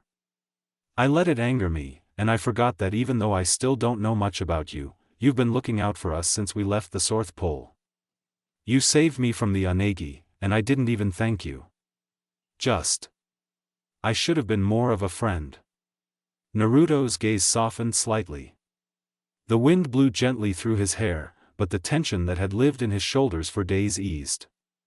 He looked back at the prince's approaching unit, then back to Aang. You're still a kid, he said quietly, voice like calm water. So am I. We're allowed to mess up sometimes. Aang looked at him, surprised by how easy the forgiveness came. Naruto gave a faint smile, the kind that didn't reach his eyes but still meant something. Thank you, Naruto added. But we can talk more after. Right now, let's make sure this village stays standing. Aang nodded once, the weight lifting just a little from his shoulders. Right. Below them, the first crash of armored feet against earth echoed through the square. The Fire Nation soldiers began to dismount, barking orders and spreading through the village in formation. Just as the tension in the air seemed unbearable, the shadows moved. From the alleys and rooftops, the Kyoshi warriors struck. Green and black-clad figures dropped in from the trees and sprinted down narrow paths, staffs and fans moving in perfect rhythm. With surprising speed, they clashed with the Fire Nation soldiers, knocking them from their rhinos with spinning kicks and well-placed strikes. One warrior slid under a charging beast and swept its leg, sending both it and its rider into the dirt. Naruto watched the battle unfold with careful eyes, noting the form, the movement, good, but not enough to hold Zuko forever. Then his sharp senses caught something, a low snarl, the heavy stomp of a rhinodillo's tail lashing out toward two warriors caught mid-move. Naruto blurred. In a flash of chakra, he dropped from the rooftop, the force of his landing cracking the ground slightly beneath his feet. Dust kicked up around him as he slid into place, arm raised, and boom, the rhino's tail slammed into it. But Naruto didn't budge. The beast snarled in frustration, trying to backpedal. Naruto's cloak settled as he turned slightly, glancing over his shoulder. Sokka, in full Kyoshi warrior makeup and armor, stood dumbfounded beside Suki. His cheeks were red, not from battle, but embarrassment. Sokka, Naruto greeted coolly, smirking. Gotta say, the dress really brings out your eyes. Sokka blinked. It's not a dress. It's a traditional warrior's uniform. Naruto's smirk grew as he yanked Samahata off his back and let her grow in his hands, the weapon beginning to hum with power. Sure it is, he replied, then turned toward the rhino again. Suki stepped forward, surprise on her face. You saved us. Naruto didn't reply, not right away, just watched her realize something for a second. From a young age we were taught that men only cared for themselves, and attacked without mercy. Some of the rumors about you said the same thing, but this. Naruto smirked. How about we leave it at, not all the rumors are true. Sokka chuckled at this, but Suki seemed to calm herself, like something had changed in her views, but there wasn't any time for that. Naruto's eyes sharpening as the battle surged around them. Fire clashed with steel, and through it all, the flame of war was just beginning to burn. The clash of steel and fire echoed through the village. Naruto swung Samahata in her hammer form with practiced ease. Each movement deliberate and crushing. The chakra-forged weight cracked the ground with every blow. He moved between the chaos, striking hard and fast, driving the heads of the rhinodillos sideways, slamming riders off their backs, and clearing space for the Kyoshi warriors to regroup. Samahata's scaled head pulsed slightly with energy as it flattened the leg of a charging rhino, sending its rider tumbling into a stack of crates. Another soldier raised his flame-charged spear, but Naruto ducked low and brought the hammer up in a sweeping arc. The man went flying, body ragdolling through a stone archway. Naruto didn't stop. He twisted, sweeping the hammer into the side of another beast and sending it crashing into a hut wall. The soldiers scrambled, shouting orders, and from above, wind howled. Aang dropped into the square like a leaf in a storm, his glider folding behind him. He spun in a wide circle, using his airbending to lift a wave of dust and debris, forcing firebenders to shield their faces. He created another current and used it to knock two soldiers off their feet, but despite his efforts, despite Naruto's, momentum was shifting. Zuko had joined the fray. Every movement of the Fire Prince was like a lit fuse, quick, fierce, and precise. Flames arced around him in elegant sweeps, forcing the Kyoshi warriors into retreat. One of them lost her footing. Another had her fan incinerated mid-swing. Suki managed to hold her ground for a moment, but even she was pushed back. Naruto watched from behind the curve of his hammer, breath steady, eyes narrowing. They wouldn't hold much longer. Aang landed beside him, panting, his expression tight. Katara says we should go. Naruto didn't look at him. Go? Aang nodded, glancing at the smoke rising over the rooftops. She said. The best way to protect the village is to draw Zuko and the Fire Nation away. If we stay, more people will get hurt. There was guilt in his voice, a kind of ache behind his words. Naruto could see it clearly. Aang wanted to stay. Wanted to protect. But the truth was simple, Zuko wasn't here for Kyoshi. He was here for the Avatar. Naruto exhaled slowly, watching flames bloom in the distance. After a long pause, he slung Samahata back over his neck, the weapon humming faintly with restraint. Find Sokka. Get moving. Aang's eyes widened. What about you? Naruto turned his head slightly, offering a calm look. I'm not a fan of how this island treats people like me. But that doesn't mean I'll let it burn. I'll keep their attention here. Long enough for you all to disappear. Aang clenched his fists. I can't just leave you, you're not leaving me, Naruto cut in softly. You're doing your part. I'll catch up. He offered the faintest of smiles, remember. I've got a shape-shifting spirit on my side. Aang let out a reluctant breath, his tension easing just enough. He gave a final nod, stepping back. All right. Don't take too long, okay? I won't. Aang ran. The last airbender vanished into the smoke, angling toward the village outskirts where Appa waited. Naruto watched him go, only for a second, then, silence fell. The Kyoshi warriors had been fully pushed back. The remaining soldiers regrouped around their prince. Zuko stood in the square now, fire crackling across his knuckles, eyes locked on Naruto with a mixture of recognition and challenge. The boy's brow furrowed. You, Zuko called out, stepping forward.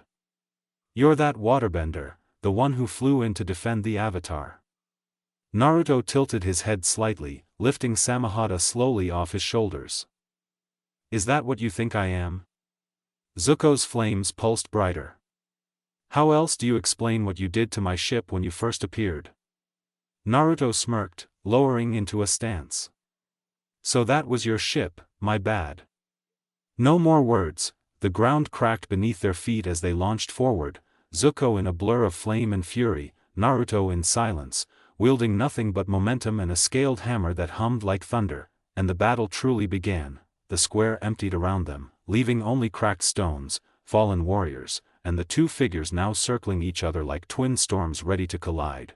Zuko moved first, fists igniting in fierce golden flame. His breath was steady. Steps calculated. His expression was tight, jaw clenched like steel. Naruto watched him with the calm of someone who had danced with death before, chin tilted down slightly, Samahata resting across his back like an extension of his spine. You don't fight like any waterbender I've seen, Zuko spat, taking another step forward. What is someone like you doing with the Avatar? Naruto didn't respond. His hands formed a sign, quick, sharp. From his open palm, a pressurized stream of water burst out, slicing a clean line through the ground. Water style, water cannon. Zuko slid under it, fire erupting from his hands as he spun in a tight arc and flung two flame kicks toward Naruto's chest. Naruto sidestepped, body fluid, pivoting as the heat grazed his cloak. He brought his hands up again, water style, water bullets, 5 shots of water launched from his fingers, each fast as an arrow. Zuko batted them away with 2 wide arcs of flame, gritting his teeth as the last one splashed across his shoulder. With what I saw that day, you could take the Fire Nation on your own, Zuko said, voice low. You've got the power. But you stay behind the Avatar. Why? Naruto's only response was movement. He dashed forward, chakra bursting under his feet. In the same motion, his hands glowed blue as water wrapped around his fists. Water style, gauntlets of water. He met Zuko mid-step. Their fists colliding, one with water, one with flame. Steam hissed between them. Naruto's second punch landed square in Zuko's ribs, forcing the prince back. Zuko snarled, flames blazing to life around him again as he recovered, his foot slamming the earth with force. You don't even fight like a bender. Who are you? Naruto slid back a step, water trailing from his knuckles. His expression didn't shift, but he answered evenly. Naruto. Zuko blinked. That doesn't sound water tribe. Naruto's smile was dry. Not everything fits into your world map. Zuko scowled. Your eyes, your hair, you don't look like anyone I've seen in this war. Good, Naruto replied. That means I'm still doing something right. The prince growled and launched himself forward, twin jets of flame spiraling from his fists. Naruto braced, flipping 2 signs mid-dodge, then slamming both palms down, water style, water wall. A crashing wave of water erupted between them, absorbing Zuko's fire with a cloud of steam. But Zuko burst through it, clothes soaked, fury undiminished. His punch almost landed. Naruto deflected it with a sharp twist, kicking Zuko back and sending a blast of water into his side, water style, water cannon. They both stumbled apart. Each warrior's chest rose and fell, breath fogging in the tension-heavy air. Burn marks smoldered across the ground. Water pooled near their feet. Their clothes were soaked. The air reeked of steam and smoke. They paused, eyeing each other from across the broken square, 2 silhouettes in the chaos. Zuko dropped into another stance, flame sparking at his elbows. This ends now. He shouted, fire roaring to life along his arm, but before he could strike, the heavens cracked. A massive wave of water swept over the village from the shoreline, crashing into buildings, smothering flames, and dousing the battlefield in an instant. The roar of the ocean silenced all else. Zuko's flames hissed and died. Naruto turned sharply, following the surge with his eyes, the unagi, and riding the surge, arms spread wide and cloak fluttering in the spray, was Aang. Naruto blinked once, then laughed, a quiet, honest sound. I should have known, he murmured, eyes softening as he watched the boy atop the sea serpent. The look on his face. He wasn't going to let me finish this alone. The last of the fire was extinguished. The village still smoked, but the blaze had been stopped. Zuko stood still, soaked and stunned. Naruto exhaled and stepped back. Samahata vibrated against his back. With a quiet whistle, the blade dissolved into light and water, stretching outward, growing, twisting, until the familiar, serpentine form of the dragon spirit emerged once more, circling in the air with low, wind-beating wings. Naruto gave one last glance toward Zuko. The prince didn't move, jaw clenched in frustration. Then Naruto jumped. He landed lightly on Samahata's back, the spirit growling deep in her throat as they rose skyward. Below him, the Kyoshi warriors stood in formation. Suki stared up at him, lips parted. Their eyes followed the dragon silhouette, watching the boy they once feared take flight, not as a monster, but as something different, something worthy of trust. Naruto didn't notice the change in their faces. He was already turning his gaze skyward, flying after Aang. That's it for today. I hope you liked the video. Please like and subscribe, and comment ideas if you can, and maybe you could share this with your friends, because you never know, they might like what ifs too. So without further ado, all Kage, out.